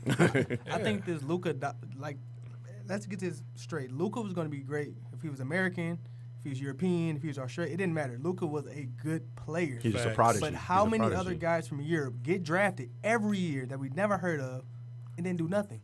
That's the thing. These guys don't have the hype behind them, so we don't follow their careers. They'll get in the league, they'll get drafted, and they'll be out in 2 years, but we don't hear about them. Because they're trying to big up the development. It's Exactly. weird. We created basketball here. Exactly. And they're acting like these places overseas No. done It's like- found the there's a secret reason- sauce. This talking about is my their opinion on academies this. are better. This is my Not opinion at on all. this, and it's kind of like the saying everybody's saying, catch this wave.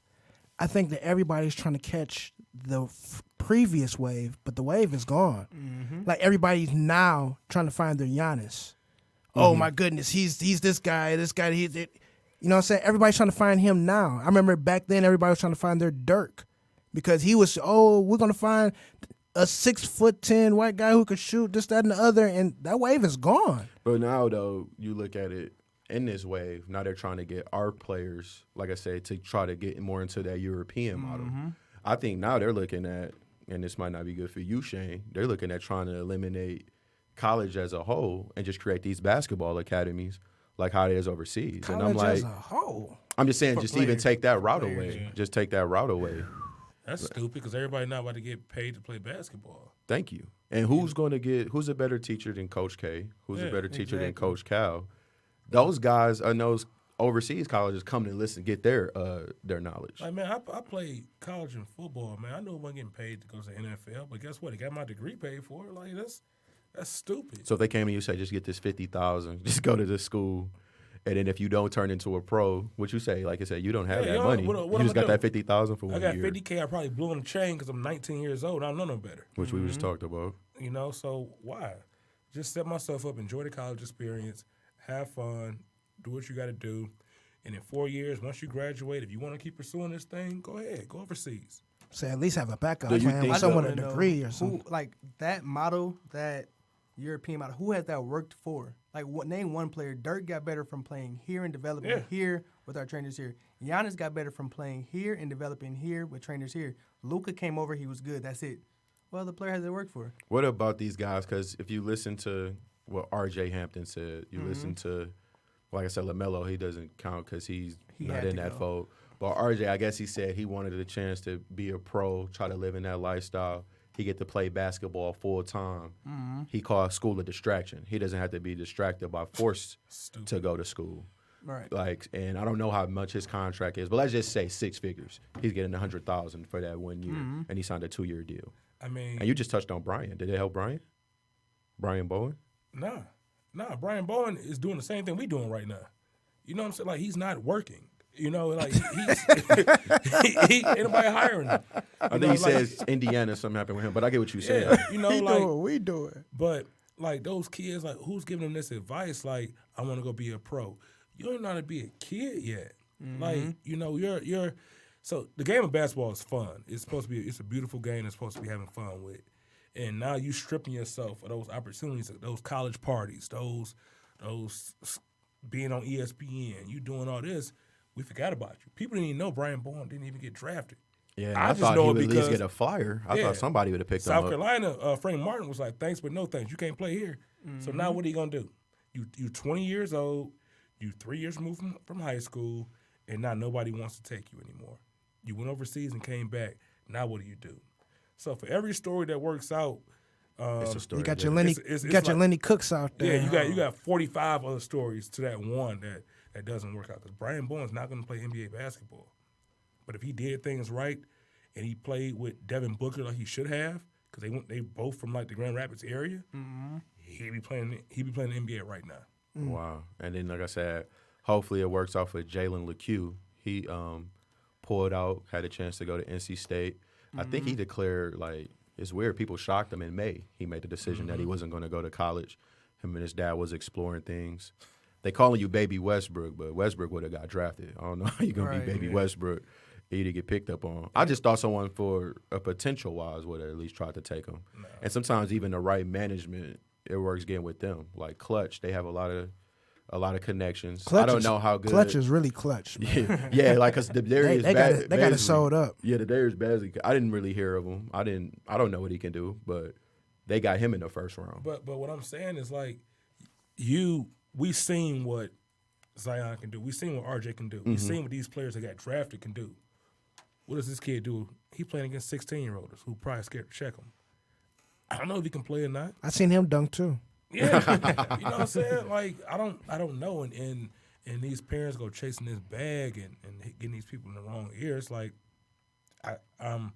that's the part of me that just hates that aspect of it. Like let your kid just if it's meant to be, it's gonna be. And it's scaring me because I'm looking at a kid from Michigan who's ranked high. We got Isaiah Jackson. I hope no one tries to get in his ear. I would love to see him go to college and develop, but someone might, Yeah. I heard he done made type of, connections with LaMelo Yep. and LeVar. I just hope that he Uh-oh, gets big on that. baller, baby. Oh, man. Speaking of LeVar, man. Y'all saw what happened this week. First take. I was supposed to have a woman guest. I would love to get her opinion, but I really, man, I don't know. I'll let y'all talk. Talk on the Hayes. LeVar, just to frame the situation, LeVar was going there talking about Lonzo. He got traded to the Pelicans. Then he was talking about his son LaMelo. Molly Crum, the host of First Take, asked him a question, asked to switch gears. And then LeVar said, you can switch gears with me anytime. Some people construed it as him hitting on her or trying to make a sexual reference.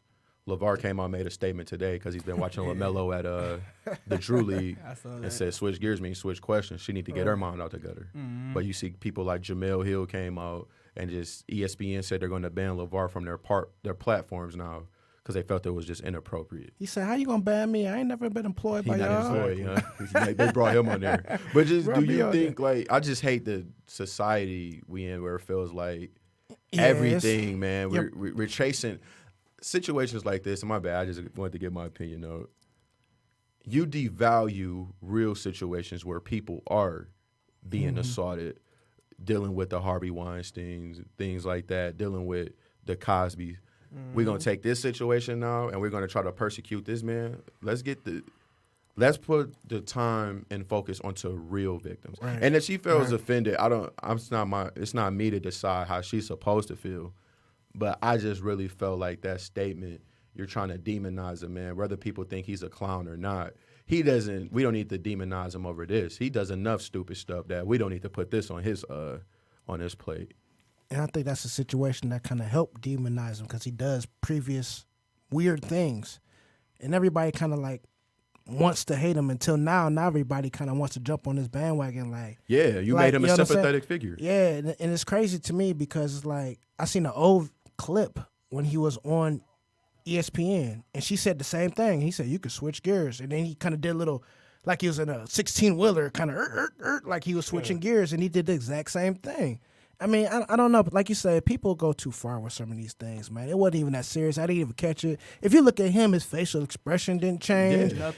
Nothing changed. He was just a regular, he didn't look like he had any sexual innuendos when he said that or And whatnot. Stephen A. Smith, man, And it's just like, looking, he adding few. Oh Lord, it's Yeah, like, bro, and what did he say to her, bro? right, like what he just But he said, that I done switch broke gears him. with you anytime. Yeah, you I'm know? not a fan of him, man. Yeah, they It's done just- broke Steven for his little comments back in the day, talking about he'd get his brothers involved and stuff. Whatever. They'll come for you, man. Stupid, man. They'll come for you.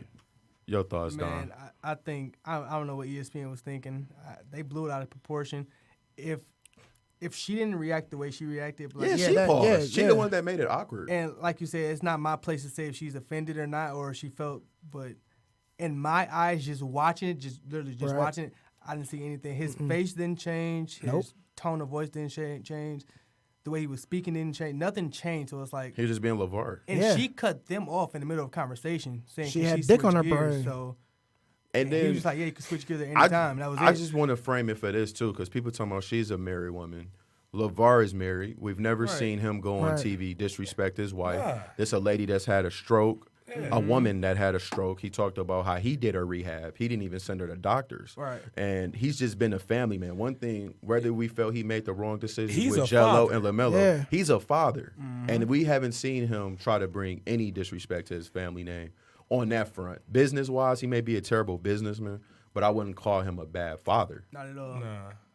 Nah, I mean, it's just like I said. I think there's one. It's crazy because you bring him on there Thank you. for the somewhat controversial things that he does say. He brings ratings. And Right, they he know does that. bring the ratings and whatnot. And then when you think he says something, you make it bigger than what it is, and then you boot him off of there.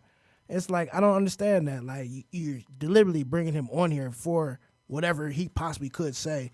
He doesn't say what you thought he said, in my opinion. And then like you get all hell bent about this, and then shame him. And that's why I'm hoping LaMelo gets drafted next year, or at least be a high pick. Because when they want to try to do that interview, I want to see them try to keep that same energy with LeVar. You know, because we just saw all these parents get interviewed. Yeah. So what you gonna skip over him? Yeah, man. Right. If he happens to be, a top pick, just what you think, Shane. And that's my thing. Like, And you were a is married he- man too, though. Yeah, like- and I got a son on the way right now too. So like, hopefully 2039 we doing this about my son. For sure. But like he's a father. He's a man. He's a married man, and I just don't like the fact that when they're trying to demonize him, like over these comments. Like, if he's never been like his business moves, yeah, they're crazy. But as far as Yes, as far as definitely him wacky, being, man. As far as him being a father and being in his kid's life, like I sit back sometimes like, damn, I wish I had that. You know what I mean? Like a lot of us don't get I that. I wish my black dad would have done that with me. You know what I mean? Like not the over the top stuff, but I don't know how that feels. I don't know how it feels because I didn't have that. So like he always gonna get the empathy from me. Like he didn't, in my opinion, he didn't say nothing wrong. She said this, he said the same thing back. Yeah. And Right. I was like, dang, he ain't say, let me suck your titty. He ain't say nothing I know, crazy. man. Like he was just like, we'll switch gears then. Or we can switch gears later or something like. He said, I like switched that. gears with you. He Didn't ain't say he? Did, baby. He ain't say sweetheart. say nothing. right, he nothing. did the little switch gears You know, move too. Like don't demonize this man We because outta y'all here. may be done with him because his son may be out of L.A. The other son going over there. Don't demonize it because y'all can't use him no more. So just call it what it is. Like I said, if it was a reason to do it then, and if you look at it back, this was lets me know just how the hypocrisy sometimes. I remember they did an interview with him, and he talked about how he whooped his sons or disciplined them one time or slapped Jello upside the head. he needs to. He's stealing. Yeah, but I'm just saying they tried to. That was a time coming off They the pick it, Adrian yeah. Peterson thing. Remember how they made it all crazy? And that a story. That's just something they glossed over. And now you want to just blow it out then. So it's just I'm not seeing the same. You keep know, that same energy. Jello Thank you. needed his ass whooped. He stole them sunglasses in China. Right. Shout out to wild. Jello, man. Like I said, it's pretty open week, man. Shane, like I said, I want to ask you a question because you're on there. You're on the front lines. You're on your little break from the AAU, Yeah. man. Yeah, I need it. So, one of the players I've been seeing, man, we're seeing Bronny. Is he legit? Two players. Is Bronny legit and is my man's I'm getting Imani. Imani, So Are they legit? I'll talk about Imani first. Thank you. Imani won the state championship in the state of Michigan Okay. as a freshman. Facts. I already believe, but just for people who don't know. Imani will be getting paid to play this game. Imani will have a full scholarship to any college he wants to go to. He don't even have to go overseas. He's already going to get that bag. Nah, he probably won't play in Michigan after next year. Mm-hmm. But Just to let our listeners know, Imani went to where? he goes to Ypsilanti Lincoln. He's a sophomore. He's 15 going on 16. Okay. 6'7", So he probably legit, 150 true age. pounds. So he's going to put on some weight because he hasn't even hit puberty yet.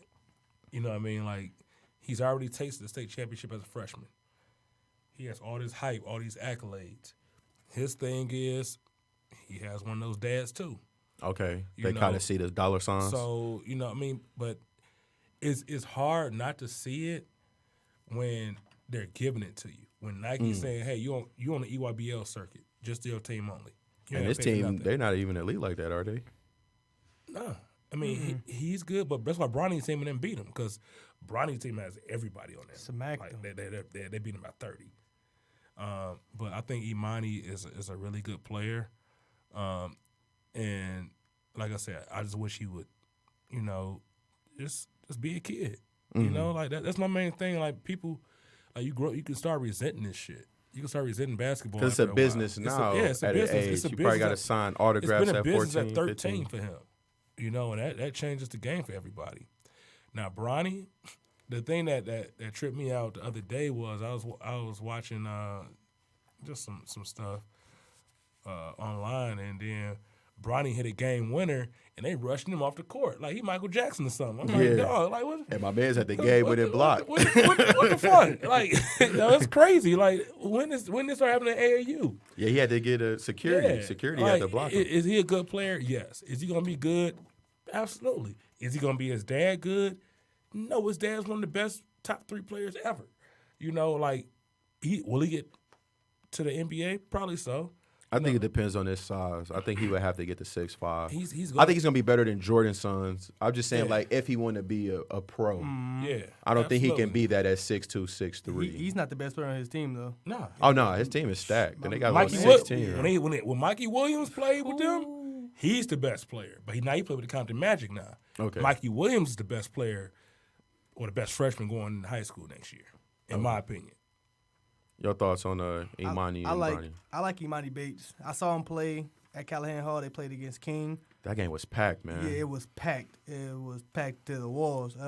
Coach Ward, he shut him down. I'm not gonna lie. He shut him down for sure. But it's like he's a freshman. Coach Ward been doing this for decades, probably before Imani was even And born. one of the best coaches I've been around. Exactly. So it's like it's not hard. It's like I said about Izzo shutting someone down, but his feel for the game, his natural feel for the game, his height, his length, his athleticism, is something you can't teach. So everything else you can kind of teach. You can kind of teach all right, instead of over dribbling here, pull up, shoot that jump shot. But he has a natural feel for the game that you don't see from a freshman.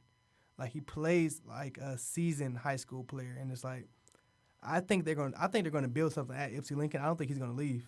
I think he's going to play all 4 years there.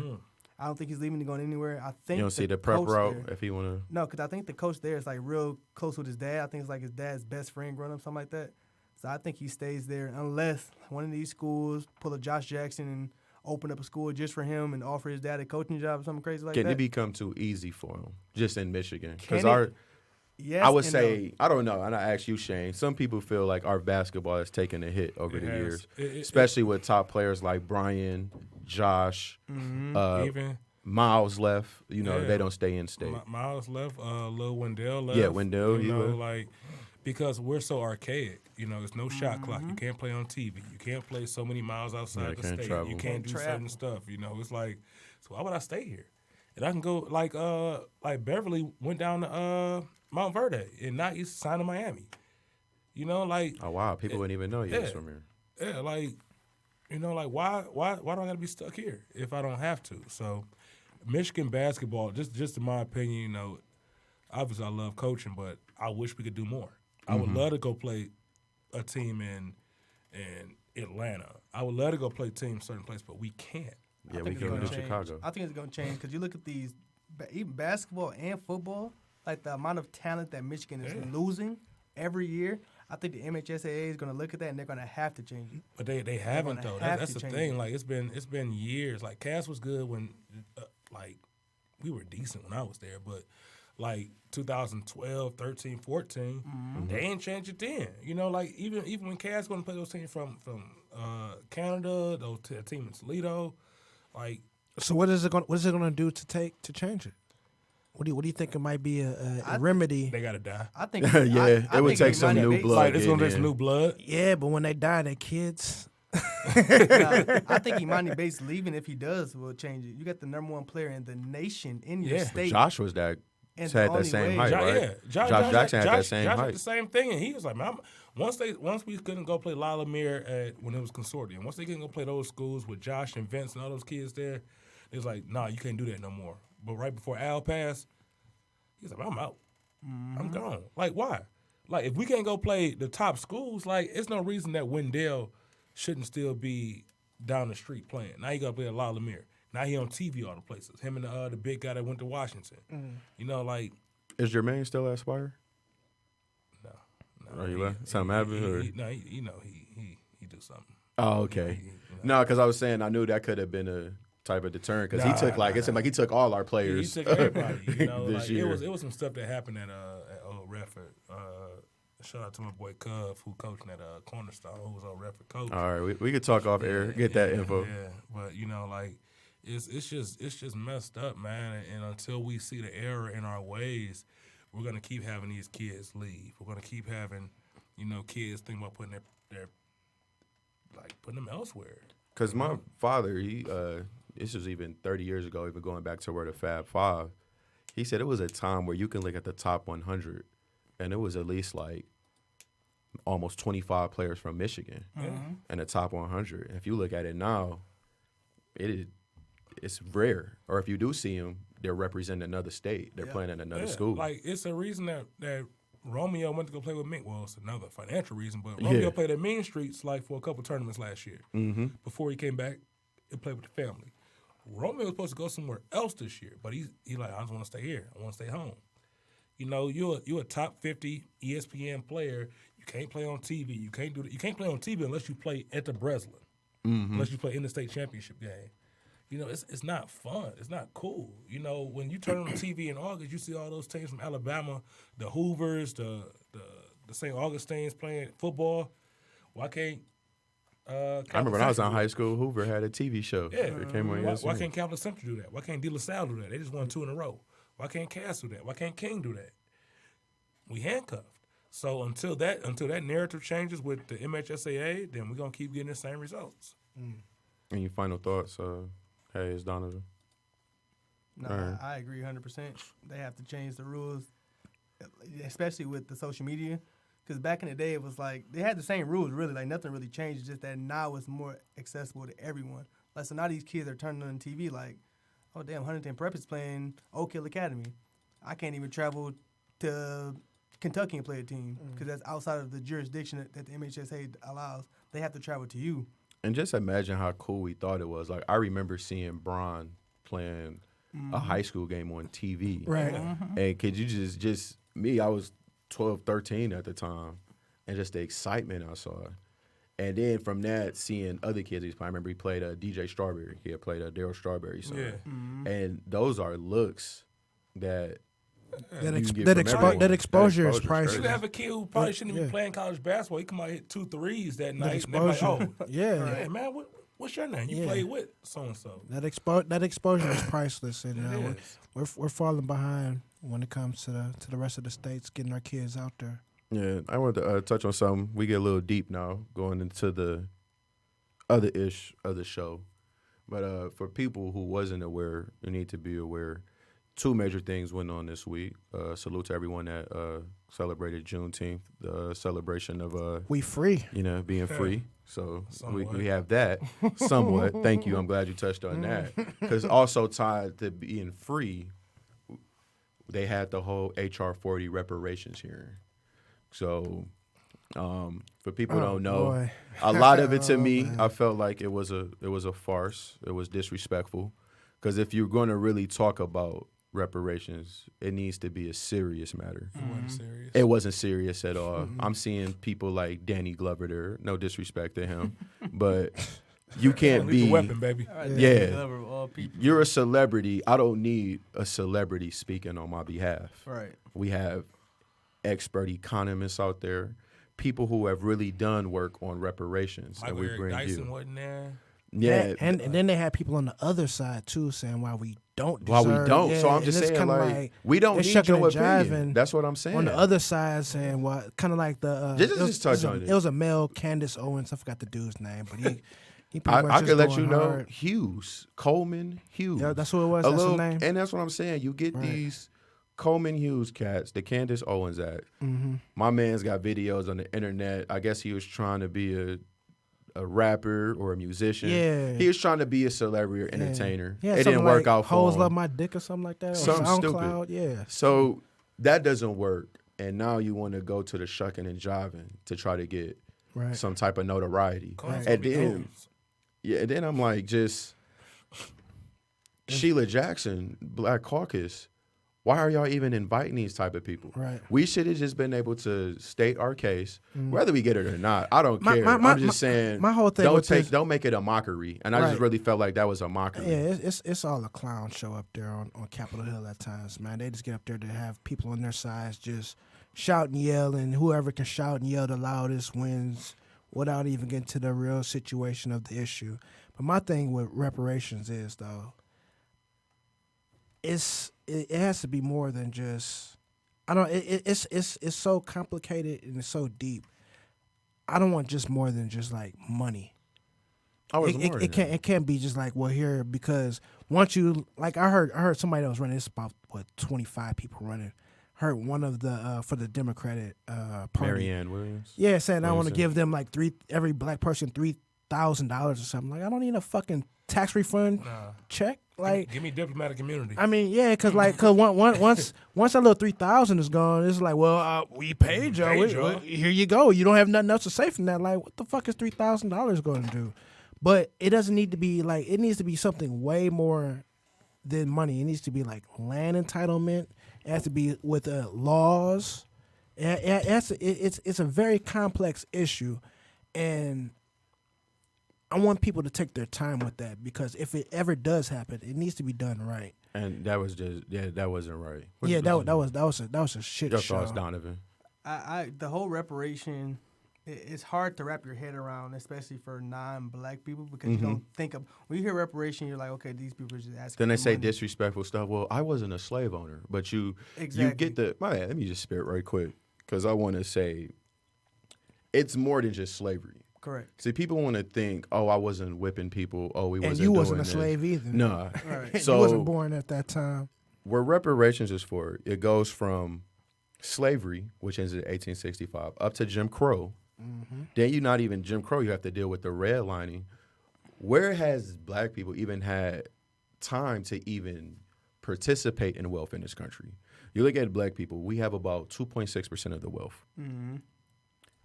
That's the same amount we had basically back when slavery occurred. Right. So there has been no progress. See, what they try to do is they want to show you the Oprahs. My man's was disrespectful talking about Obama's my reparations. Yeah. No. Mitch McConnell. Did I get any benefits of that? I'm not talking about Obama didn't do anything. I'm just saying, what did that do to change the lives of others? I can have a good life. Me, Right. personally, I'm doing well.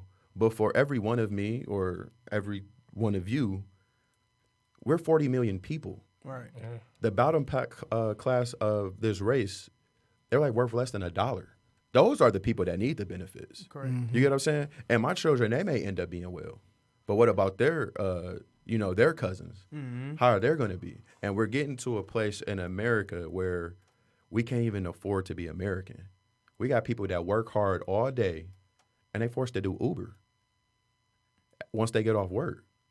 So what I'm saying is, you have to make that whole.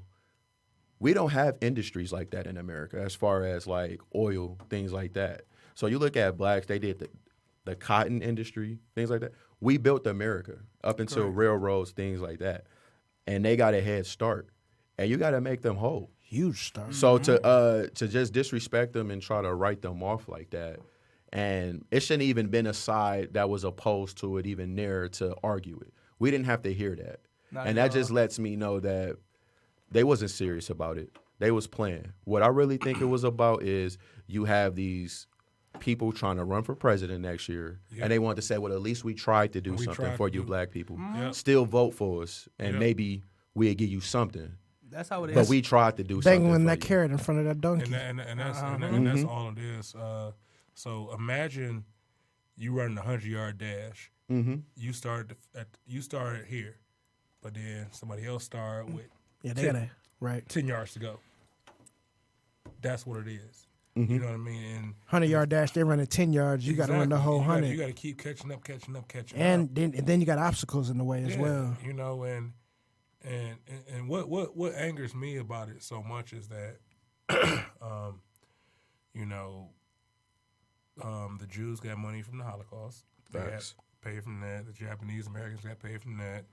Obviously, And that was almost 80 billion.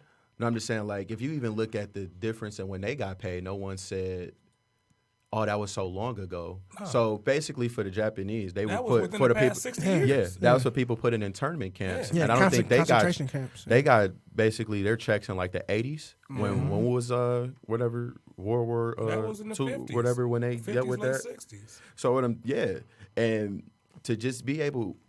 They're not even trying to give us anything. Like I'm saying, it's going to take more than just money. Like Hayes said, you're looking at housing vouchers. They would have to do some type of tax exempt status. People want to say free education, yeah, but everyone is not going to go to college. No. Right. I'm saying that'll help me, but for some people that didn't go to college, What about Reaganomics? what is that going to help when them? y'all drop crack in the I got a hood? slight Thank you. I got a slight. And no type of rehabilitation for that. No, you Solution. took all the rehab centers. Yeah, that's true. You know what I right. mean? And But now they want to bring it for heroin. all of back. our families have suffered from that in some kind of way. I know mine has been personally impacted from it, but Look how many black fathers was exactly, taken like, away from a generation. I'm a walking example of it. You know what I mean? And so that's my thing. That's why I'm so passionate about it, because we took away certain stuff in the community, but they put certain stuff in there. Hey man, smoke this. Now the opioids out here, it's like, oh man. Oh, it's a real issue now. Other it's people are out getting here now. affected. Oh, man. But when them rocks was in the hood, man, it was. I think with the whole reparation thing, the reason why it can't be taken serious, and it probably will never be taken serious, Never. and it sounds bad, is because a lot of people, they're like, okay, slavery happened 150 years, however many years ago. They don't realize the system that was put in place after slavery. That replaced They it. don't think that that's real. A lot of people are like, oh no, you're making this up because you don't walk in our shoes every day. So if you don't believe in that system, we don't believe that system was put in place to actually put black people behind another 100 years, there's no way you're going to ever agree to reparations. But even look at it, black people as a whole, we fight for everyone on their rights. Correct. Where are the minority groups saying, hey, yeah, you guys do need Oh, no, reparations? they don't. No, they look out trying for to get a us. check too. They And right that's on what our I'm saying. coattails from the civil rights. I Thank you. guarantee you, I hop in my Ram truck right now and make this left on 11 Mile. My black ass driving that, they don't care. They don't care. They don't care what I do for a living, how many lives I Nah, impact. just gonna pull you over. But that's just and it's a fear, and it's an honest to God truth. It's a fear that me and my wife talked about. Like, am I gonna come home? And it's something simple. I'm coming to shoot a podcast with my homeboys, but it's a fear that my wife has. Like, I really hope you come home. And it's not a. I'm nervous every time. You I know got what I mean? a ticket. I didn't even get a ticket. He stopped me. I guess I had a plate. I just didn't change it. And I was just nervous. And it was just a 1-minute interaction. Yeah.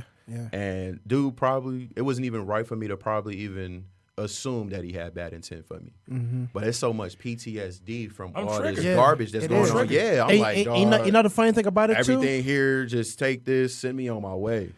And he let me off. You know I the was able to just fix it and be cool. The crazy thing about it too, and we all feel like this, and I'm not making a scapegoat at all. Please believe me, don't get it twisted. But we don't even live in like the worst situations in America, and we still feel like that here in Detroit. You know what I'm saying?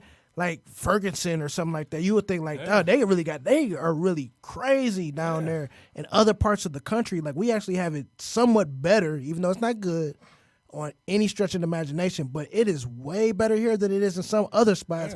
And even with that being said, you still extra cautious, and you're still thinking like, I hope I still come home tonight. And what's You know what crazy, I'm you saying? talking about better. We shouldn't even live in a climate whereas talking about, oh, it's better. Because that's arguments then. Well, at least it's not like the 60s. Well, we So supposed to be what? happy Yeah, because supposed it's to a be little happy less with racism. dogs ain't Yeah. biting us and the Oh, at water least you're hose not ain't getting turned bit. on I'm like, nah. It's like Chris Rock said, they were just being nicer back then. What he said, left, nigga. You know what I'm Yeah, saying? they were Like, just being nicer back then. They started hanging niggas. Well, we'll just get these dogs to bite you in your ass. Yeah, at least you're not hang no more. Yeah, you So- ain't hang no more. So it's a tough situation. Like I said, they need real reform. I have you. no idea. I got a slight solution. Like I said, I'll just throw this Just shit say to it the out there. wall Say it. to see if it sticks. But maybe for black people, out of 40 years of your living, maybe you don't pay any federal taxes. I don't know. Maybe that, Good idea. you know what I'm saying? Maybe that might help to a degree to where some of that money, because like I said, I don't want a cash payment unless that motherfucker like $40 million where I can really do some real impact type Yeah. shit. Like unless if it's something that's really going to work it's for gonna every cha- black it's gonna person. change your tax right. bracket. But if not, like that money is going to get spent and it's going right back into the economy, and then it's going back to the to the corporations. That's what they're gonna do. You know what I'm saying? They're gonna give us enough. Yeah, just right. like say $7,000. Oh, $7,000. No, that's see, here's wild. the thing. No, I'm just saying, listen. Right. And some people will go for it. Say it. Talk, spit. $7,000. You know, these are reparations. You know, and you can check this box if you want this, or you can take this land in this box. What do you think we're gonna do? They gonna jump We're gonna take the $7,000. $7,000. We're gonna spend $6,500 of it. At Somerset. Yep. But that's why government has to step in. And that's why they I said have no to federal protect. taxes. That's what I'm type. saying. Right. But it has to be provisions in place where, like I'm saying, housing vouchers, you get some type of land allocation. Yeah. It doesn't all just have to be money. Well, money is a part of it. You get what I'm saying? Even if you just spread it out, like I say, they gave $3 trillion over 10 to 20 years. All that money not coming at once. But at least it is some type of way. Because, like I say, you look at the family in Boston, it's only worth $11. We can't really afford to live. And they try to talk about black people having spending power, talking about 1.1 trillion. Right. But that's spread out over 40 million or 16 million workers. Where you look at Chinese, it's 8 million workers and they have the same type of spending power. What you're seeing is we have to work so hard just to survive. Yeah. And like I said, if people try to do the Republican thing, talking about, well, y'all buy J's and all that, no, that's cool. But white people, they're buying $10,000 and $20,000 TVs. You get what I'm saying? And Black, watches and like I said, cars. we can't afford to be American. And so then you're looking at these people, you're not giving them the resources, you're not giving them the hope. People that's supposed to, I don't care about hope. I need something tangible. We have to be able to survive in here, whereas we not looking at you as, I'm not making it. Now you might come up, Donovan. I'm about to try to take from you. We still in killing each other over some of the most frivolous things.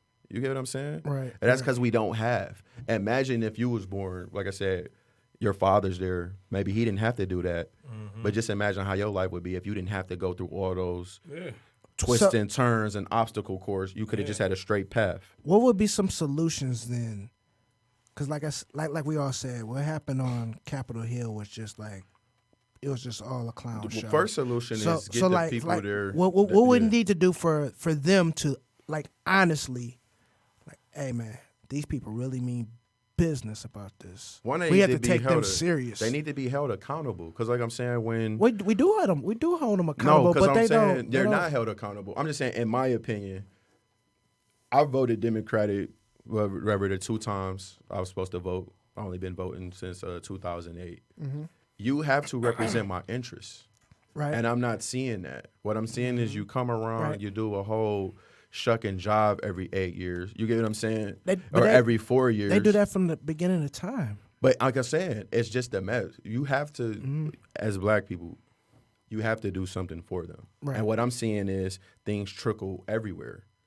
You get what I'm saying? We're not getting none of the piece of the pie. No, we need some of that. You're pandering towards and we're the us. ones that's been Yeah. here. You know what I'm saying? And shout out, because I feel bad for the immigrants that's stuck in those cages. What they doing to them is inhuman. That's inhuman. But I'm seeing crazy. fights about that, and I just need our fight to be a little bit girl harder. wouldn't even give them soap and everything. And that's terrible. No one should live through that. So I'm saying we need that same type of fight and energy. Talk to me, Power, Donovan. control, money is how you get ahead in this world. You know why these insurance rates in Detroit are going down? No one caught on. You know who's moving downtown? Yep, exactly. Have y'all been downtown living? Yep. I work right down there. Facts. We all see why. Caucasians. It's the same thing. When people have power, when all of those white people moved in downtown and they apply for their insurance or whatever, they call Progressive, they call State Farm. They're like, "Oh, what's your address?" They looked at it. Oh, that's in the red area. Wait, hold on. What's your address again? And their insurance rate went up double, triple. Right. Yep. They ain't going for that. So now, you know what they do? They go to Michigan legislature, and now they're changing it. It's been a year and a half since they've been moving in, and it's changing that fast because they have power, they have the research, they have the money that can allocate into getting things done. As a whole, we don't have any black leaders. My bad. Let me come in. Like, my only retort to that is, it shouldn't even worry about no type of power or anything. I'm just saying, this is a morality issue. And you know what I'm saying? To just look out here and look at some of these conditions that people live in and to be okay with that, to look at the grind and just terror that they dealt with all these years and to feel that they're not owed anything, that's inhuman to me. And then on top of that, you got to think, people with slaves that long, dealt with Jim Crow that long. You look with us, like I said, the PTSD, we deal with certain things on TV. where is the people that's coming in trying to offer some type of therapy for that? We need, as a people as a whole, need some type of therapy. And me working you know in that? education, like I see it every day. I got kids come to my office like, "Yeah, I don't know where my dad at," and these are, and it's normalized. It's a normal conversation, and it shouldn't be. These are normal conversations I'm having with 15, 16-year-old, 17-year-old young men and women, and it's normal. Right. It's terrible, and that's not good. Like, and I dealt with it myself, but that's why I chose to go this way. But you can get a kid who was just like me. He can choose to go the other way. You know, like, fuck it, I'm gonna tear this mother. I'm gonna tear the whole world up because I ain't had nothing. Because you're putting their back against the wall. you know A what lot I'm of saying? people Right. are not going to turn out. You know, I feel that way. exactly what Donovan was saying, and it goes back to one of the most popular movies in our culture, Scarface. Boys in the Hood. Scarface. And he says, first you get the money, then you get the power, and then you get the respect. Money, And- money but- don't mean shit though. But me and my wife make a lot of money. I'm gonna tell you why it does. I'm gonna tell you why money does. Because when we're dealing with the things we're talking about, laws, there are people in Washington who pay these lawmakers. They're in their back pockets. That's the money that they're paying. These oil corporations, they're paying all these lawmakers. We don't have the money to influence laws. That's We why don't. I'm We saying. don't have the money Yeah. to influence laws. All these people, the oil people, man. Listen here. I know we fucking up. I know we fucking up the environment. Well, I know we spilling all this oil into these waters. But you know what, here, man? Go some money in your back pocket. Then when you see them on TV, like, how can you even back some of these facts? You're like, well, no, I don't see any of that. I don't like. Dog, these facts are right here, but they got the money in the back pocket, and that brings all the power that they have. But that's the macro. Right. On the micro, even if you got a little bit of money, like here, like, they don't care. They don't care how much money I get. I'm at the end of the day, how I'm looking at it, how we all looking at it, I'm still a nigga. You know why it don't matter? Because the people No matter what. the people that's in power don't look like you. Right. Yeah. The people If in they power, look if like the people you, in power look like it'd be you, different. it'll be different because they'll have your So- interest. So you what are have those your next interest steps? involved. What are those next steps that we need to do to get there? Like we it's a lot of talk. It's a long path. Talking never won shit as a Nah, country. that's It never what I won said. nothing. Nah. So what actions can we do? I think it starts with lower level elections, and it has to start within your local government, within your city hall and whatnot. So you get your city ordinance in order, and people and people, we have to do this. I know it's kind of boring. I know we all have tough days. We work 12 hours sometimes, even more for some people. We have busy lives, but we have to go to some of these things. Yeah. And not only that, though, we also have to, as we have to represent our peers, we have to go to jury duty too. We do. We have to represent ourselves because we, like you said, we're doing all this talking, but we're not represent. Yeah. We have to do our job as our own individuals as well to make sure that we hold people accountable. Absolutely. Because if we're not in these local ordinances, because those are going to affect us more on a daily basis than some of the laws that they might pass with Trump in Congress, because they move very slow. Yeah, because if you look at it, like unfortunately, like y'all saw that incident that happened in Arizona. They pulled the Phoenix. gun on the people. Yeah, about over $1, whatever. Out of Family doll. General, the daughter took a little dial. Pretty much, police followed them home to their crib, came all running, putting guns on them, pulled the gun on the lady, made her put her child down. I think Jay-Z stepped up and offered some assistance, paid for their lawyer. Money and power. Yeah, but if it's not a Jay-Z around, you get what I'm saying? How many people would do that? If that situation doesn't get escalated on social media, thank you. Jay-Z Or if he doesn't doesn't even hear record about it. Exactly. And then, like I said, they had a little town hall, a town hall where they was trying to, people was coming out apologizing and they was doing stuff and talking about how we need to make relations better. No, man. People just need to do their job. I don't need no fucking relationship with you. If I pay you and your job is to protect and serve, you need to protect and serve me. And then 2, don't come up, dog, bro, just pulling a gun on me like that. Right. You get what I'm saying? And that's my thing, too, because if we have people in power who can change the policies of how you hire police officers and the training that they have to go through, make sure that they're mentally capable of doing everything that they need to do. So we have to have people in power to put policies in, listen, you want to be a cop? No problem, this, that, and the other. We're going to evaluate you mentally through this, that, and the other. You might have to live around some of your peers so you can understand your community you and gotta live in whatnot. Detroit to be a Yeah, cop. That's that helps, right? You know where I feel the safest at? On 7 Mile and Blown. Oh, yeah. I feel safer at the house I grew up in rather than out in the burbs somewhere where where I they don't live know at. you, right? You know, because I get in my truck like, shit, what am I getting into now? Right, In the right. hood, it's like, all right. And it's funny too because It's a crazy syndrome. Right, I'm not sure what to right. call it, but It's familiar. like, I'm familiar. familiar with 7 Mile and Blown. I don't care what kind of car. My auntie parked a Jaguar right in the middle of 7 Mile and Blown on the east side. But I live right here on 10 Mile and Evergreen. It's like, damn, I'm getting in my car. Where am I going now? I know, man. Constantly on the lookout. And it's funny that you mentioned that because one day I was in the Myers where the old Redford was at, right there on Grand River. You know, and that's right down the street from my crib and everything. And I'm in there one day, and there's a dude who was kind of wilding out, and there was some cops in there, but they kind of understood how he was wilding out. You know what I'm saying? They had a mental of like, man, get your goofy ass on out of here, man. That's it. You know what I'm saying? Like, but if you had somebody who didn't understand, even though they didn't know him personally, They'd have shot him. and it would have got escalated instead of de-escalating it. Like, instead of like, man, this is one of these crazy niggas, man, get your silly ass on out of here, man. Exactly. For you know what I'm saying? They talking to him like you'll talk to your cousin or something, man. Get your outta here, it's no reason to escalate certain things because they know the neighborhood, they know the people and whatnot. My man was just some goofy ass nigga, But facts, let whatnot. me just interrupt right quick. You said the best thing. They know the people. Mm-hmm. That's a cop that acknowledges that person humanity. Yeah. Exactly. Whereas, like, Exactly. unfortunately, it had just came across my timeline where Philando Castile had got shot, and when whatever the guy was exonerated. Mm-hmm. But he told me, like, I mean, when you read the story, the guy said he feared for his life. Fear for his life. In Like, 3 seconds of meeting a guy how is it or possible? walking to his car, you fear for your life in 3 seconds enough Yeah. that you had to shoot And 7 rounds And this is your job. into a car. But I'm looking at people get beat up on. It was a video I just saw a white guy beat the cop. They like, you're going to get in trouble, Billy, or whatever they call like, it. Hey, Billy, chill. He get in the car, and they like, chill. But no rounds is leveled off on him. So like I said, we could talk about it ad nauseum, but I just want to let people know that I'm serious about reparations. Yeah. But we can't just make it a joke. And what I saw here was a joke. You know, I don't need Danny Glover. Put people out Shout there. out to Tanisha Coast though, man. Ta-Nehisi Coates, he did a good job. did a Like good job, I though. actually felt like what he said, Yeah. it was some real stuff. But like I'm saying, still put the people in there that do the real research. And one that Right. I would prefer people to look up. It's a guy named Sandy Darity.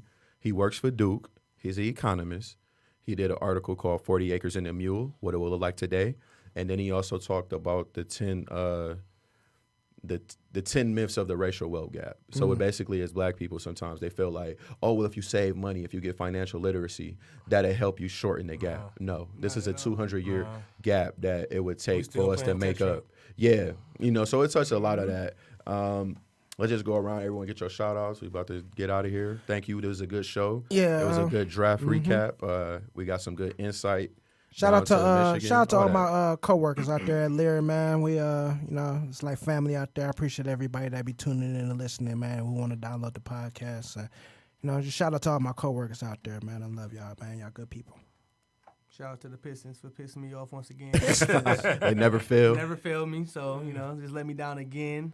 Second time, third time in the last 4 years. We're gonna get it right next year, though, fellas. Don't worry. Back in Always the next lottery. year, huh? Back in the lottery. Let's There's go. always next year. Yeah, shout out to Michigan Goonies, man. 5 sure, for years sure. in the making. Now we on Adidas circuit, prep hoops, man. Doing big things. Plug anything. Let us know any websites, anything, how we can follow y'all. MichiganGoonies.com, Michigan Goonies at Instagram, Michigan Goonies at Twitter. We got 17 kids playing in college right now. Shout out to Christian Clark, y'all what's up. cousin, who at Wayne College right now, who played with us one tournament, and now he doing his thing. Shout out to my wife and little baby rush inside her. Okay, man, salute. Other than that, man, shout out to Hazel Park. Yeah, shout out to Coach Wilson, man. Yeah. He brought most Yes, of sir. these relationships together. I wouldn't know real. And shout out to Yeah, my point guard, guys. man. Tell that Like, brother come up like here. 10 years ago, this is my point guard. So, it's funny how time flies, man. Get it in, Troy. Now, I just want to salute everyone that listens, follows the platform. Appreciate you. Sports and Other Issues. You can find us on Facebook. We are on SoundCloud under the Podcast Detroit. Yes, sir. So you can get all the episodes there. I think this is episode 11. Keep calling, engage. Shout out to Real and Malk. They didn't make it today, but What up, Bug? yeah, man. What up, Real? You know, y'all was missed today. And last but not least, I want to shout out my son Tristan. His birthday was the 21st, Big 10. Milestone year for me. I've been a father for 10 years. Ooh. And then today is the OG, my pop's birthday. Salute to John Mays, my father, man. Yeah. I don't know where I'd be here without that guy, but much you love, know, much love. Appreciate I get to have my dad another Best year. freshman coach in the state. We're going to keep pushing. But that's Sports and Other Ish, episode 11. Thank you. We out.